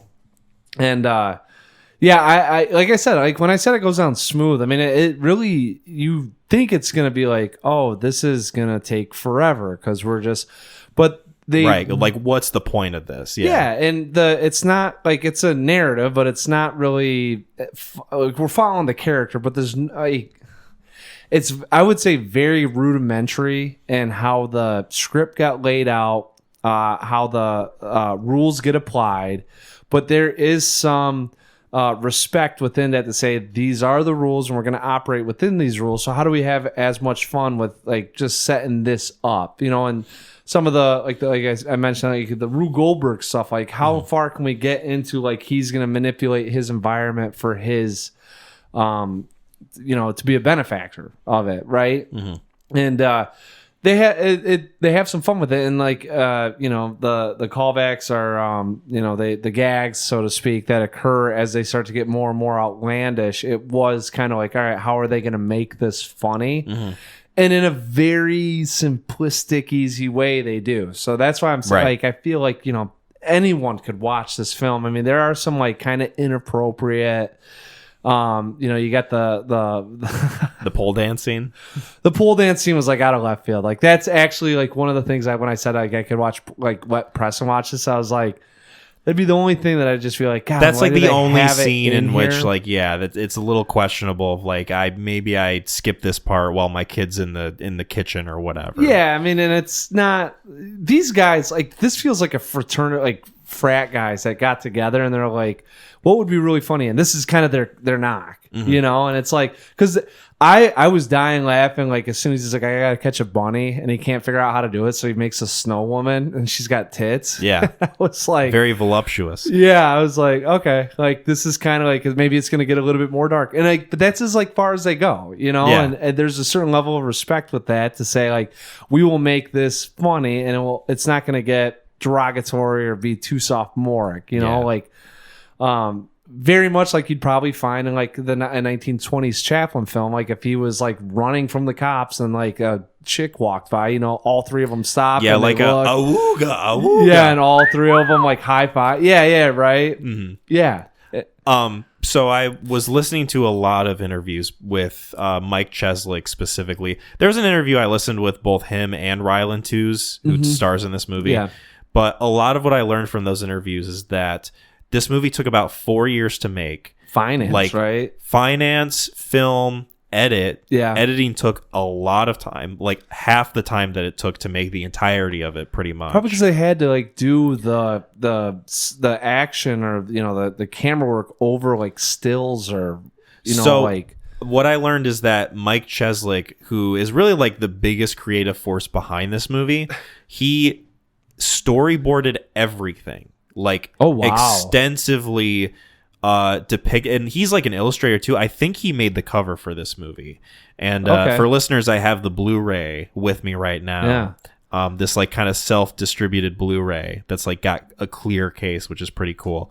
But he storyboarded the fuck out of like nothing is improvised. Nothing is like off the cuff, like on the day. He had these gags in mind and he constructed them and that makes depicted sense. them in illustrations, and then was like, okay, we just got to like film these. Like, what can we film in a day and like check off the list so that I have it and can drop it into whatever movie editing software I'm using. Yeah. And then he himself also spent all of his like doing all of the special effects. Like, he did every single piece of special effect in this movie. Wow. So he wrote this thing, he conceptualized it, he filmed it. Passion project. He directed it, he edited it. Like, this is absolutely 100% like his movie, and I'm sure he had like a a bit of help here and there from like Ryland or whoever else was like involved in this movie, but ostensibly like it was purely him with like 4 other guys in the woods. Yeah, because he said that there were only 4 beaver costumes, or like I think 6 beaver costumes or something. I think there was 6 beaver costumes, like 4 dogs, 2 like right. Yeah, they. It's one of those things where I read it and I was like, well, the numbers don't make sense, right? Right. And then, like, you watch the movie more and more, like I did, and you pick up on the fact that, like, oh, this is like a doubling sequence. It's just like a still shot of him, like, multiplying and, like, splicing together the footage and, like, making it look like there's hundreds of beavers, wink, wink, when there's actually, like, 6 of them walking around. Yeah. And so I thought that was really cool to learn about.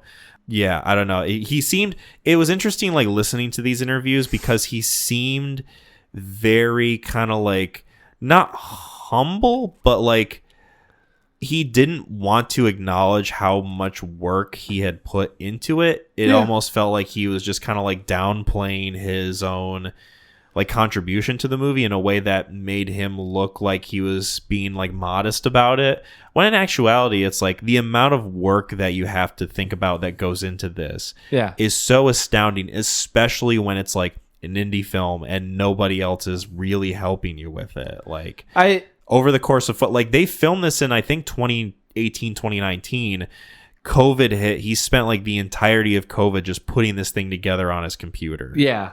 No, I mean, not to say in his defense, but like passion projects, you run across guys that like do stuff like that, and they know the amount of work they put in, but also because of the driving force behind it, like it doesn't feel like it's tedious or it's something that you don't want to do. Like even when he's probably on like hour number 6 editing, and it's like I gotta fucking stop. I can't do this anymore. You're killing me. Right. You're fucking killing me. Like at the end of the day, like when that thing comes out, you're just so damn proud of everything that you put into it.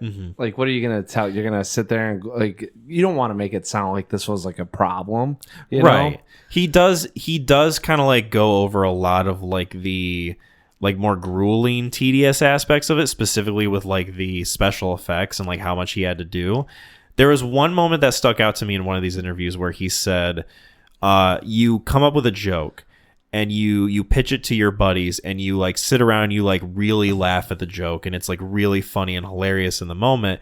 And then you're like, all right, well, I'm writing the joke down. I'm saving it for later. I'm conceptualizing it in a storyboard. We're going to go out there and we're going to film the joke. And then I'm going to spend like however many hours I need to like fiddle with it in Adobe After Effects or whatever software he was using. Yeah. To like get and like by that time, like the joke has been like so beaten into the ground for him that it doesn't even like resonate anymore. Yeah. It's not even that it's not funny. It's just like, this is nothing to me. And then you release the movie and you hope that you can get some like vicarious enjoyment from seeing people's reactions to that joke played out for the first time. Yes. And he said that was like a very kind of like sobering, numbing feeling to him of like, probably rewarding a little bit. Oh, I'm sure. Absolutely sure. Yeah. And like, I think part of like his interview persona is like a bit of a gaffe. And I had wished that I had gone through a lot of these special features because like there's a lot of bonus content in the Blu-ray. Yeah. And I wish I had found the time to go through it, but I didn't end up doing that. Yeah. I feel ashamed. I am not a proper contributing member of this podcast. Way more than I am with this film. But it is one of those things where like, yeah, it's curious to hear him talk about this movie in a way that feels so nonchalant, and then to like see the work played out in this movie and think to yourself like, oh boy, this would be a lot for me to tackle. I can't imagine how he did it. Yeah, it's I had some I remember distinctly like one time when he's trying to catch the beaver through the black hole, they find that they can go through these time warps or whatever it is, the portals. And Oh yeah, the holes in the ground. Yeah. yeah, and he catches one of these things on the tree, and then he gets there, and the tree's knocked over, and the rope's gone. Yeah. And he figures out, oh, like it's something he can't chew through, so he attaches it to a rock. And I remember like watching him just move on the landscape and what this, and I'm like, God knows how long this took. You know, not even thinking that this is like an indie film and it's self-financed, and you know, just like. I don't know how, you know, I don't know how you do it, right? I just sit down and watch these fucking things. I don't know how to make them. And just thinking about that, and like the rest of the movie then is, you know, just thinking about like, all right, how do you do this? What do you do? And to think that he did it by himself, I mean, it's, yeah. Well, and how else are you going to react? Yeah. Shit. You know? I think he described it as like, yeah, I just made a dumb feature-length YouTube video that I'm presenting as a movie at like film festivals. Yeah. And that's kind of like where it picked up traction too, is like, I think he submitted to, I want to say like Fantasia Fest or something. And then it got pushed to where it was like almost like a midnight movie. Oh, wow. But because of that, it like gained an audience of like people seeing it together in a crowd. Yeah. And that is one thing that I will say, that like, if there's anything about this movie that I think you can get like the most enjoyment from, is watching it with as many people as you can. Get like the energy of like the jokes and like how different people react to it. Because watching this with my parents, not that I didn't have fun watching it for the third time, right? Yeah. And I'm still going to give it the same score that I gave it initially. But it is interesting, like watching it with people who just aren't really connecting to it, and how that makes you feel in relation to the movie. Yes. Right? Yes. Like it's very much that thing of like, oh, vicarious enjoyment. If like everybody's laughing, then I'm kind of like going along with it. The vibe's good. And if nobody is into it, then it's like, oh, this is a bit of a bummer. Yeah, well, and it's also, you know, you're the one point. If all three of you had stumbled into it, like, is it any different? Now you're the one saying you need to watch this film, so now it's your stamp on it of, right, you know, I'm laying this out. But it would be interesting to watch this in a crowd, because I think if you could get some buddies that really fall into some of maybe the ludicrousness of this, you could have it probably romping time with it, you know? Yeah. And like I said, I mean, I laughed. I watched it. Me and Jasmine, she kind of watched it. She was not into it. And whenever we watch films, I mean, it's, you know, someone's in the room with me. Yeah. So like I don't know if it'd be like any funnier, but I would definitely say the atmosphere, this is such a lighthearted atmosphere that when it is like, you know, everyone's enjoying it, as if that remains, then it probably enhances the viewing experience for sure. Absolutely. Yeah. Did you pick up on the sort of like visual language of this movie being very like kind of video game coded? Because that was one of my favorite parts of this film. It's funny that you say that, because it was actually when he's doing the fur trapping map. I didn't realize that he was, so the original guy kind of has his own like trap line, I think it was called. Very detailed and like filled out. Yeah. And I had no idea what it was. I mean, obviously, and then so like I just keep seeing it. I'm like, whatever, you know. And then so he starts doing it, and you get the video game kind of sounding. It sounded like he's going like in like a Harvest Moon or like a Mario. Yeah, it reminded me a lot of 86. like Super Mario World, like the overview map. Yeah, yeah, and it, you know, you get the sound effects with it, so that was pretty fun. I mean, I enjoyed that, and that like you talked about with the rules. I mean, he knows like what certain animals the predators are, what they're attracted to kind of lure them in for the trap, and then he lays out the map, and so it started becoming like more interactive. Yeah, you know, like, and it's now that you know the area, not necessarily the terrain, but kind of like where he's going to next, you almost knew like what gag to expect, and then it was kind of turning into, well, how does this like one up itself? Yeah. So that's why another reason why I said it goes down smooth is it's that element too. It's never like mundane or a routine, as much as he is in a routine of what he's doing. What lies within that routine is always switching and always kind of changing, and you never know what you're going to kind of get out of it. So I enjoyed that. I think the dullest part for me is probably the ending, like when he gets into the beaver. I did I will say too, I did like, so that was when I was walking like really locked in.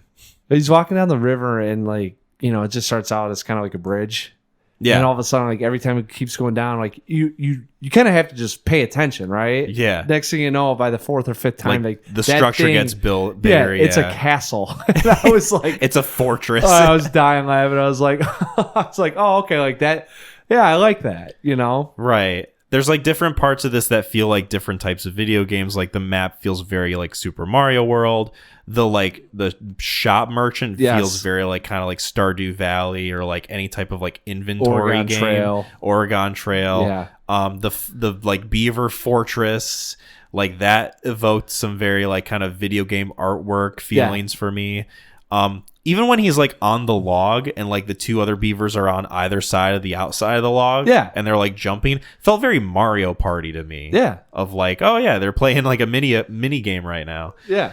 And listening to the interviews with Mike Ches, like people would ask him about that specifically of like, this feels like the visual language of this movie is inspired by like video games, and he said, we took the idea of like those old black and white films and how, you know, you really had to only work with like the visual medium and like whatever music was playing in the theater at the time. Yeah. And our thought was, well, what is the next best sort of like audio visual medium next to like TV and movies?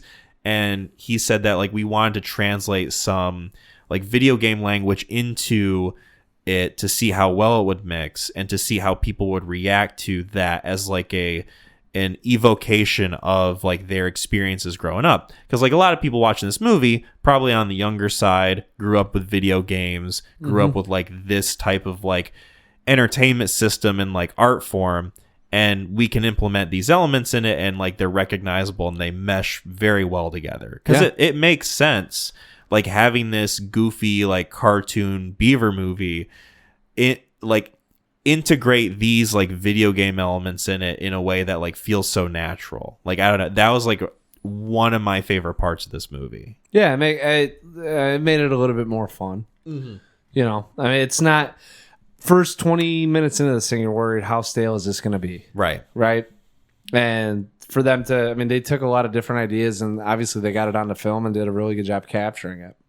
Absolutely. Did you have a favorite gag? I guess is like the next logical question I can ask you. You know, I keep like the one that got too repetitive for me was the you know, with the woodpecker. I think my favorite one was probably the fishing one. I really So he's trying to figure out how to fish and can't quite figure it out, and then he gets a snowman out there, right? And then so the first thing is like that thing grabs, you know, a maggot or whatever it is, takes it, and the arm falls off. So like, you're just thinking like he's gonna get it, right? You know. Then the next one is like he does the exact same thing except makes a muscle snowman. Right, makes him jacked. Yeah, I was dying. I was like, oh great. And by this time you kind of know it's like that thing's falling down. You know. So then he finally figures it out, and they swivel with the trapping and yeah, I mean stuff like that. I mean the snowman stuff was pretty funny, you know, and how he sculpted those things and was figuring out like, all right, you know, how am I going to get these things like attracted or whatever it may be. I showed this movie to Drew, and I'm pretty sure his favorite part of this movie was the horse, like the Native Americans' horse. So, that is there's an old Monty Python movie. It's called Monty Python and the Holy Grail.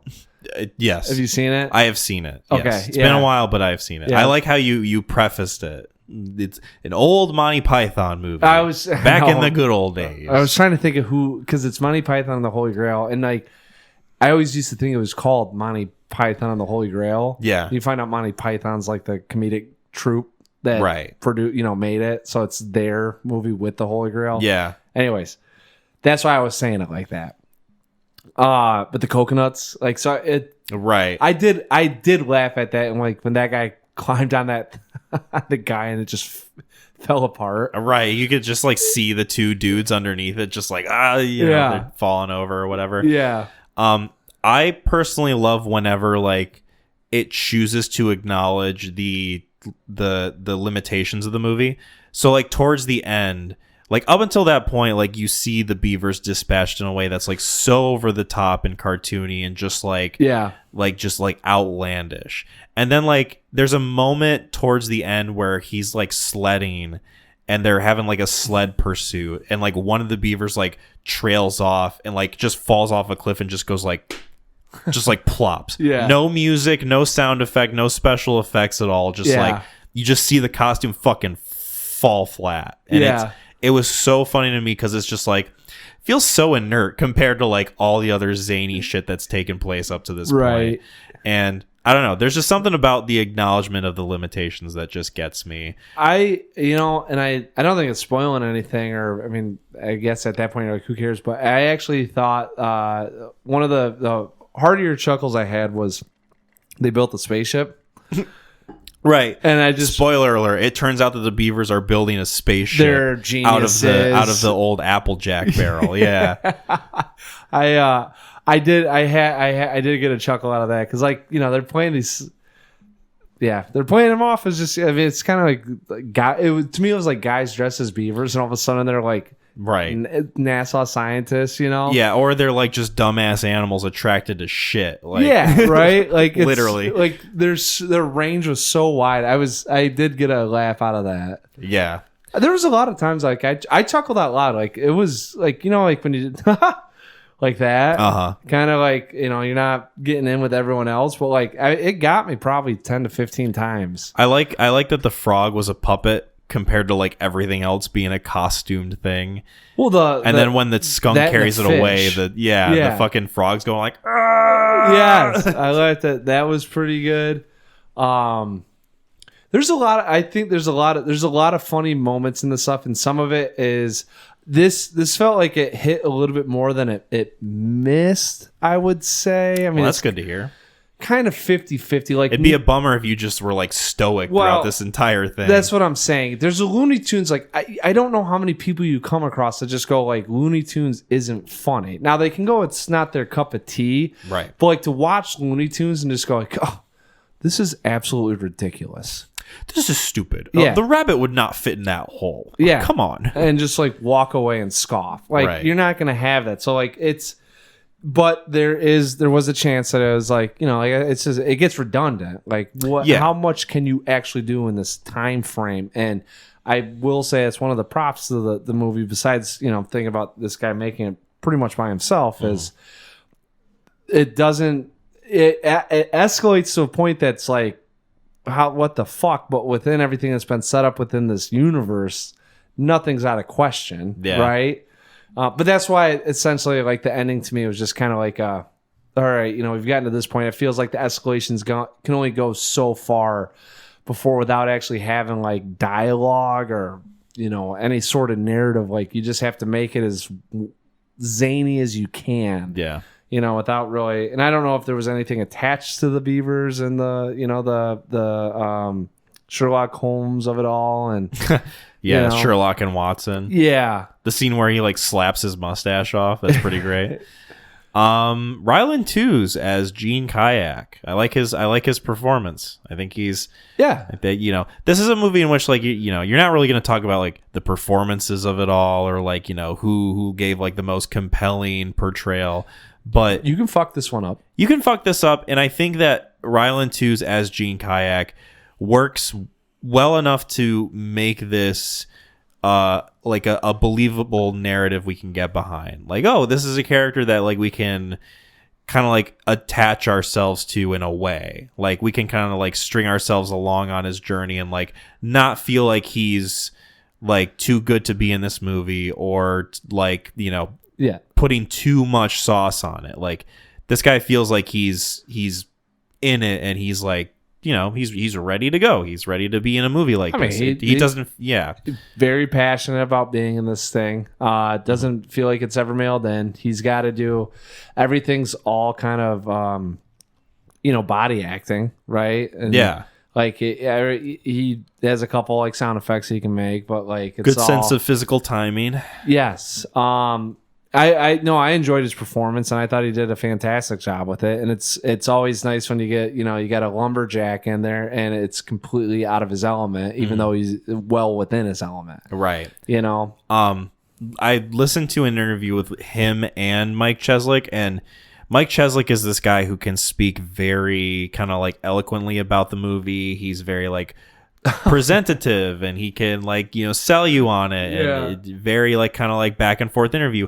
Ryland Twos is someone who's just, this feels like a guy I could meet like 2 houses down. Yes, like he's just like, oh yeah, we had fun with the movie, and we would drink some beers after, and it was all good. Like this guy feels so guileless, it's kind of endearing. Oh well, that's good, because I was thinking more of like they've obviously embraced like what's going on. This feels like a movie and I'm glad I know more about this. Like seeing just some of the IMDb stuff, it felt like just bros being bros, and they got this thing to work, right? Yeah. And so it's nice to hear that. But I was like, he going through the pictures of this, or I think I was like, do I know this guy from anything? So I went to his page, and like he is wearing that fucking beaver hat at all these whatever film festivals you're going to. That was a big sticking point. Mike Cheslick mentioned that they wanted to have the character have a hat so that they could have something that the actor could wear at like conventions and interviews and stuff. What is that? Yeah, right. As like a talking point. Right. It opens up conversation immediately, and now guess what we get to talk about? Yep. That's exactly what he said. It's pretty smart. I mean, and like so at first when I saw him, I was like, oh, this fucking guy, But then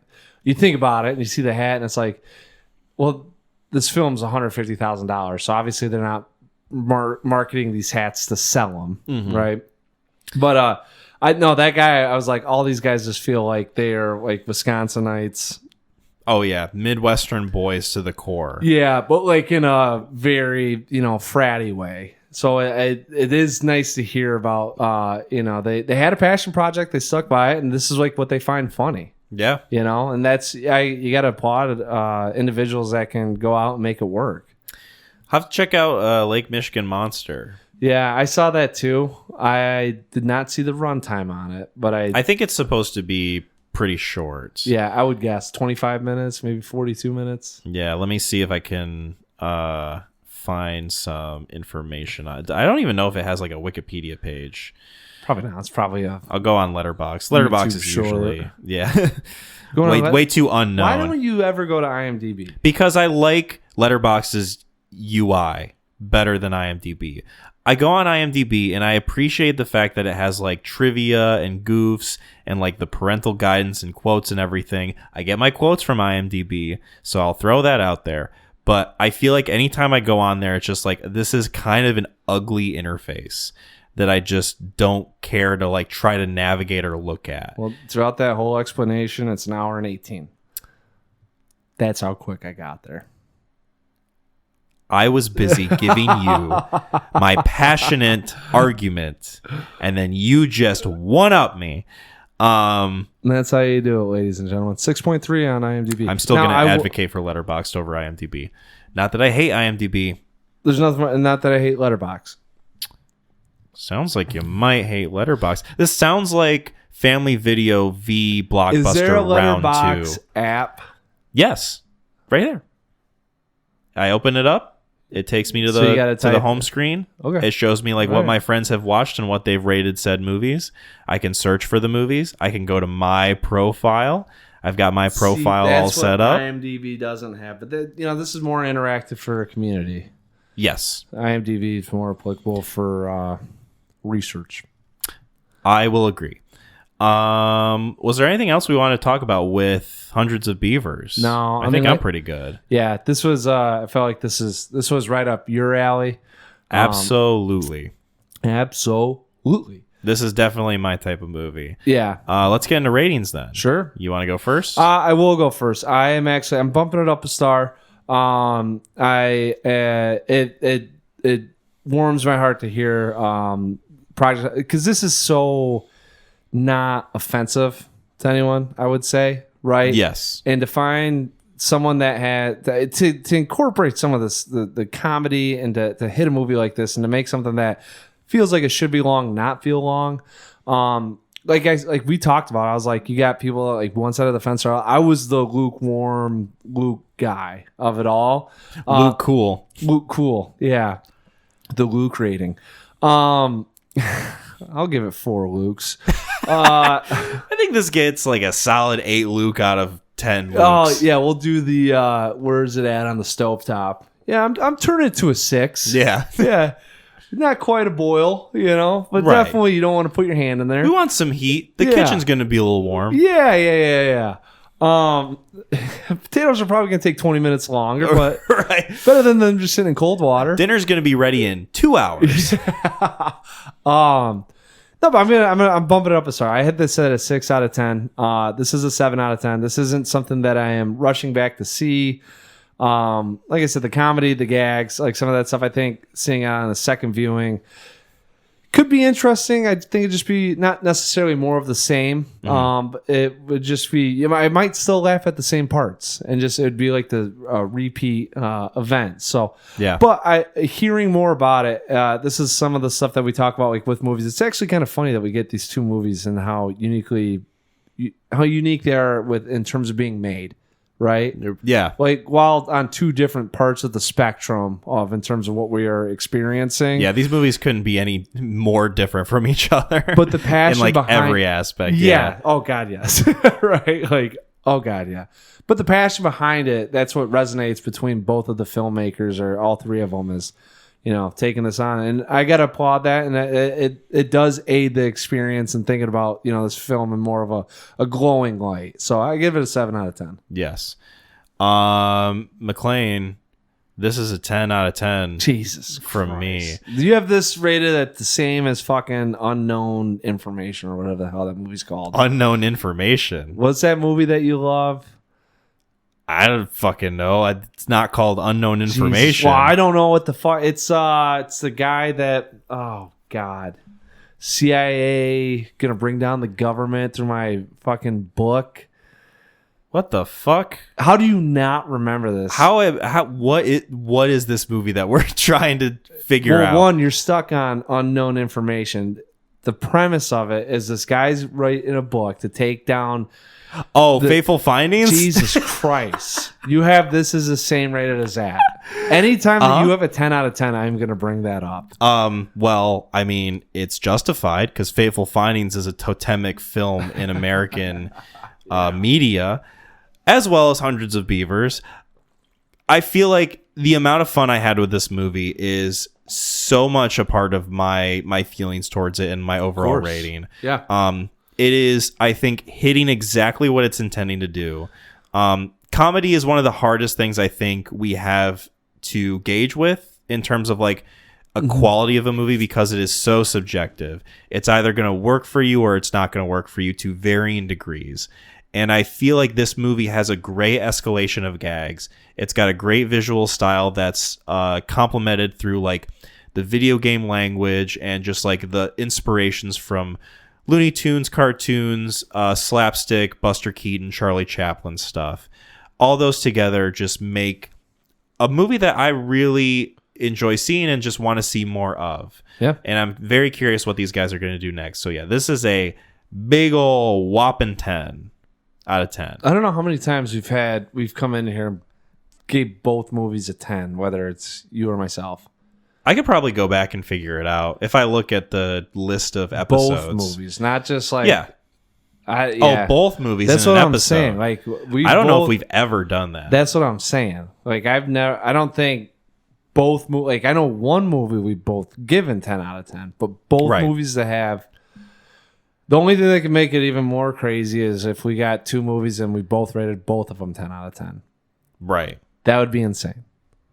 Have we had one where we rated them both 1 out of 10? No, because the only one I did that. I was gonna say you don't go that low usually. I don't. The lowest you go is like a 3, Faithful. And even that is like bottoming out for you. Yeah, because 4 is usually the staple of like it got made and it was produced, and I didn't notice it wasn't a film. Speaking of Fateful Findings, that I think is maybe the only one you've given a 1, like for real, right? Unless there's like one other one I'm not thinking of.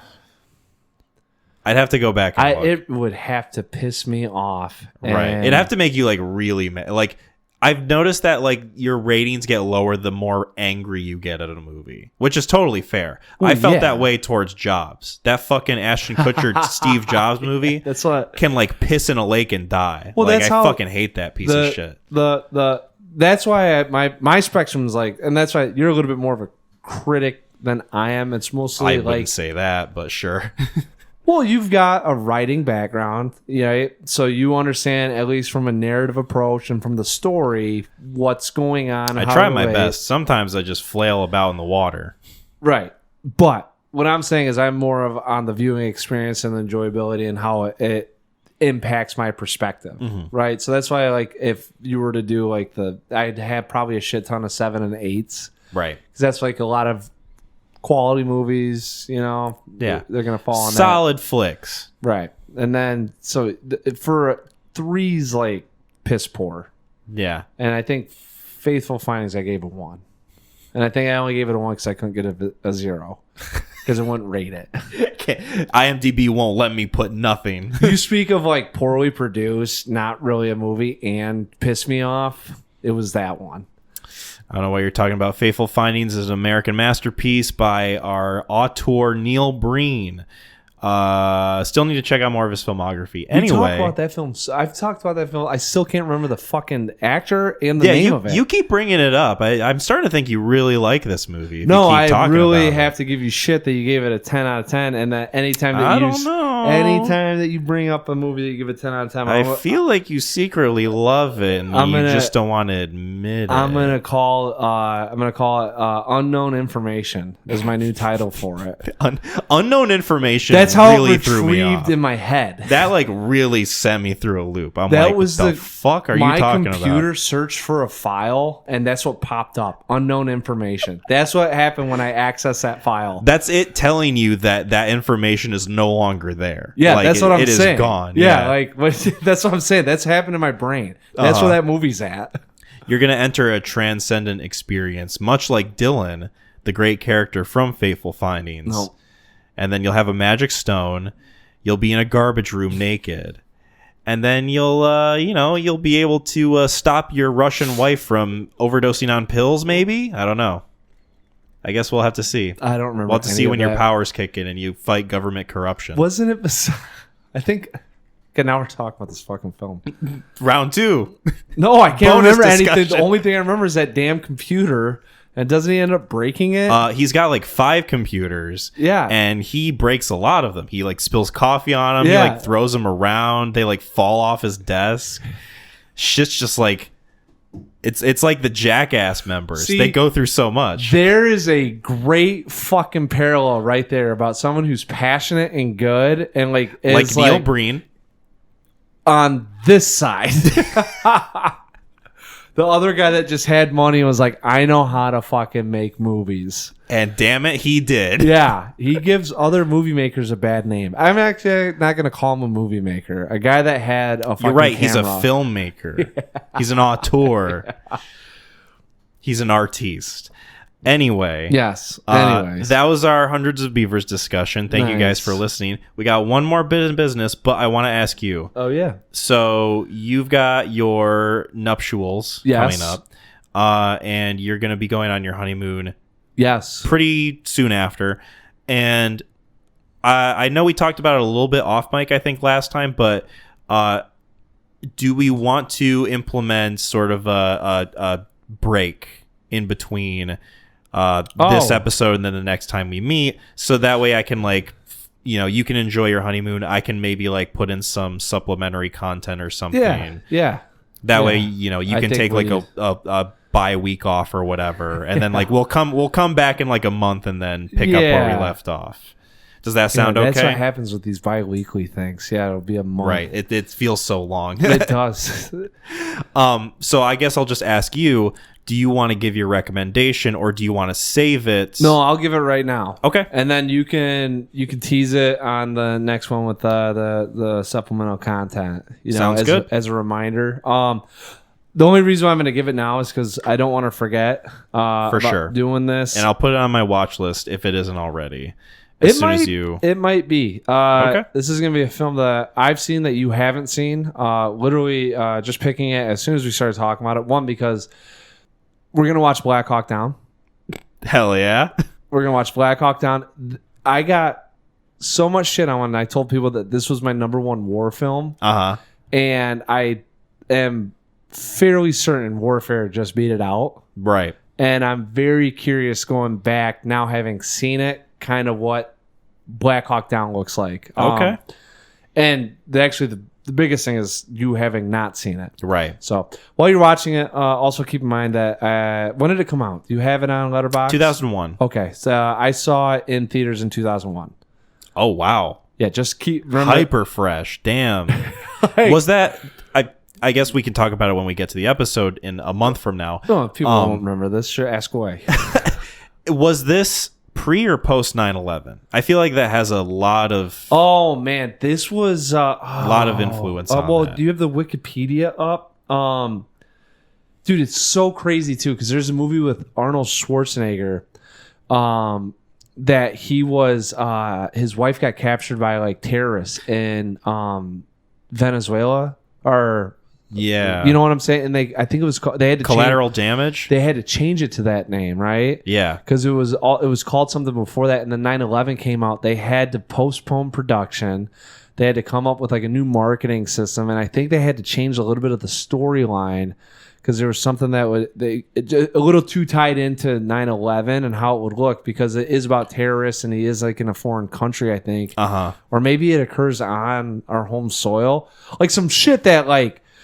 Not a good look right now. Right, what like just occurred. Yeesh, like a big old yeesh. So I'm getting here a limited release December 28th, 2001, US release January 18th, 2002. Yes, that makes more so real fresh after 9/11. And it's kind of, I mean, it's real fresh too. I mean, this happened in 96.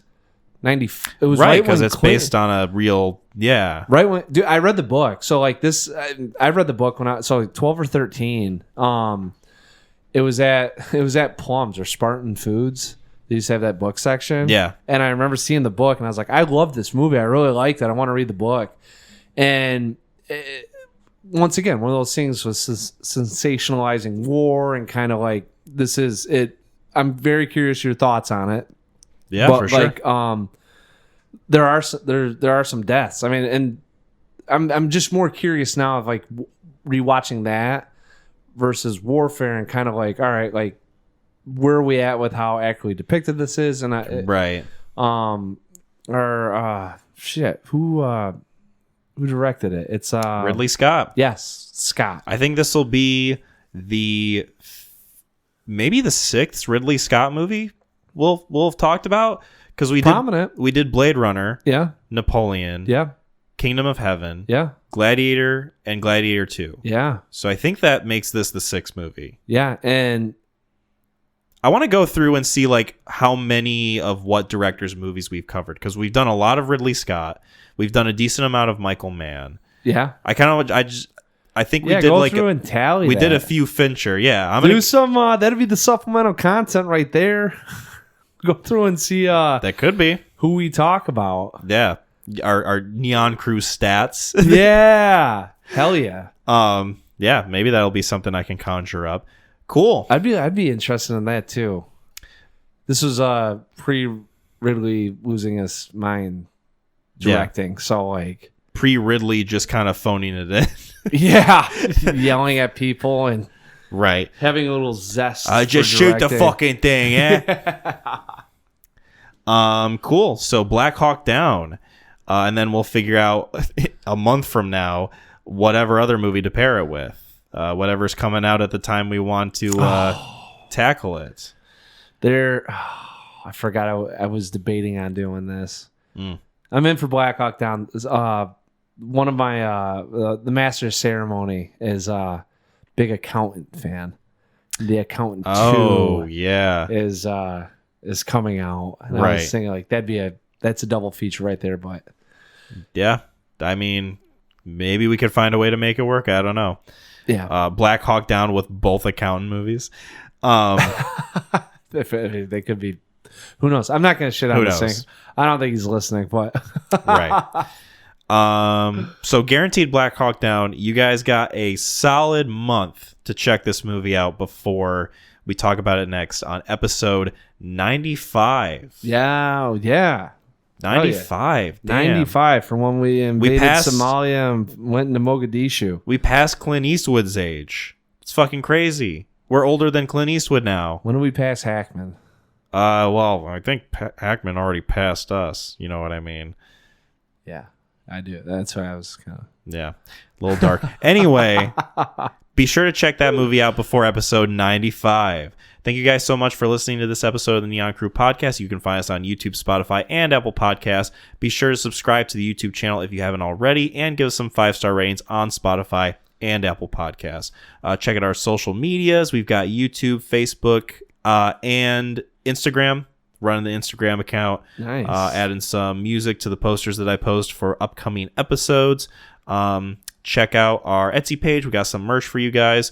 Shout out to Gideon for doing the music. Shout out to Lauren for doing our logo design. You can find their pages for their social medias in the description below. McLean, what do we have to say before we get on the chopper and ride on out of here? WWTHD. Bye, everyone.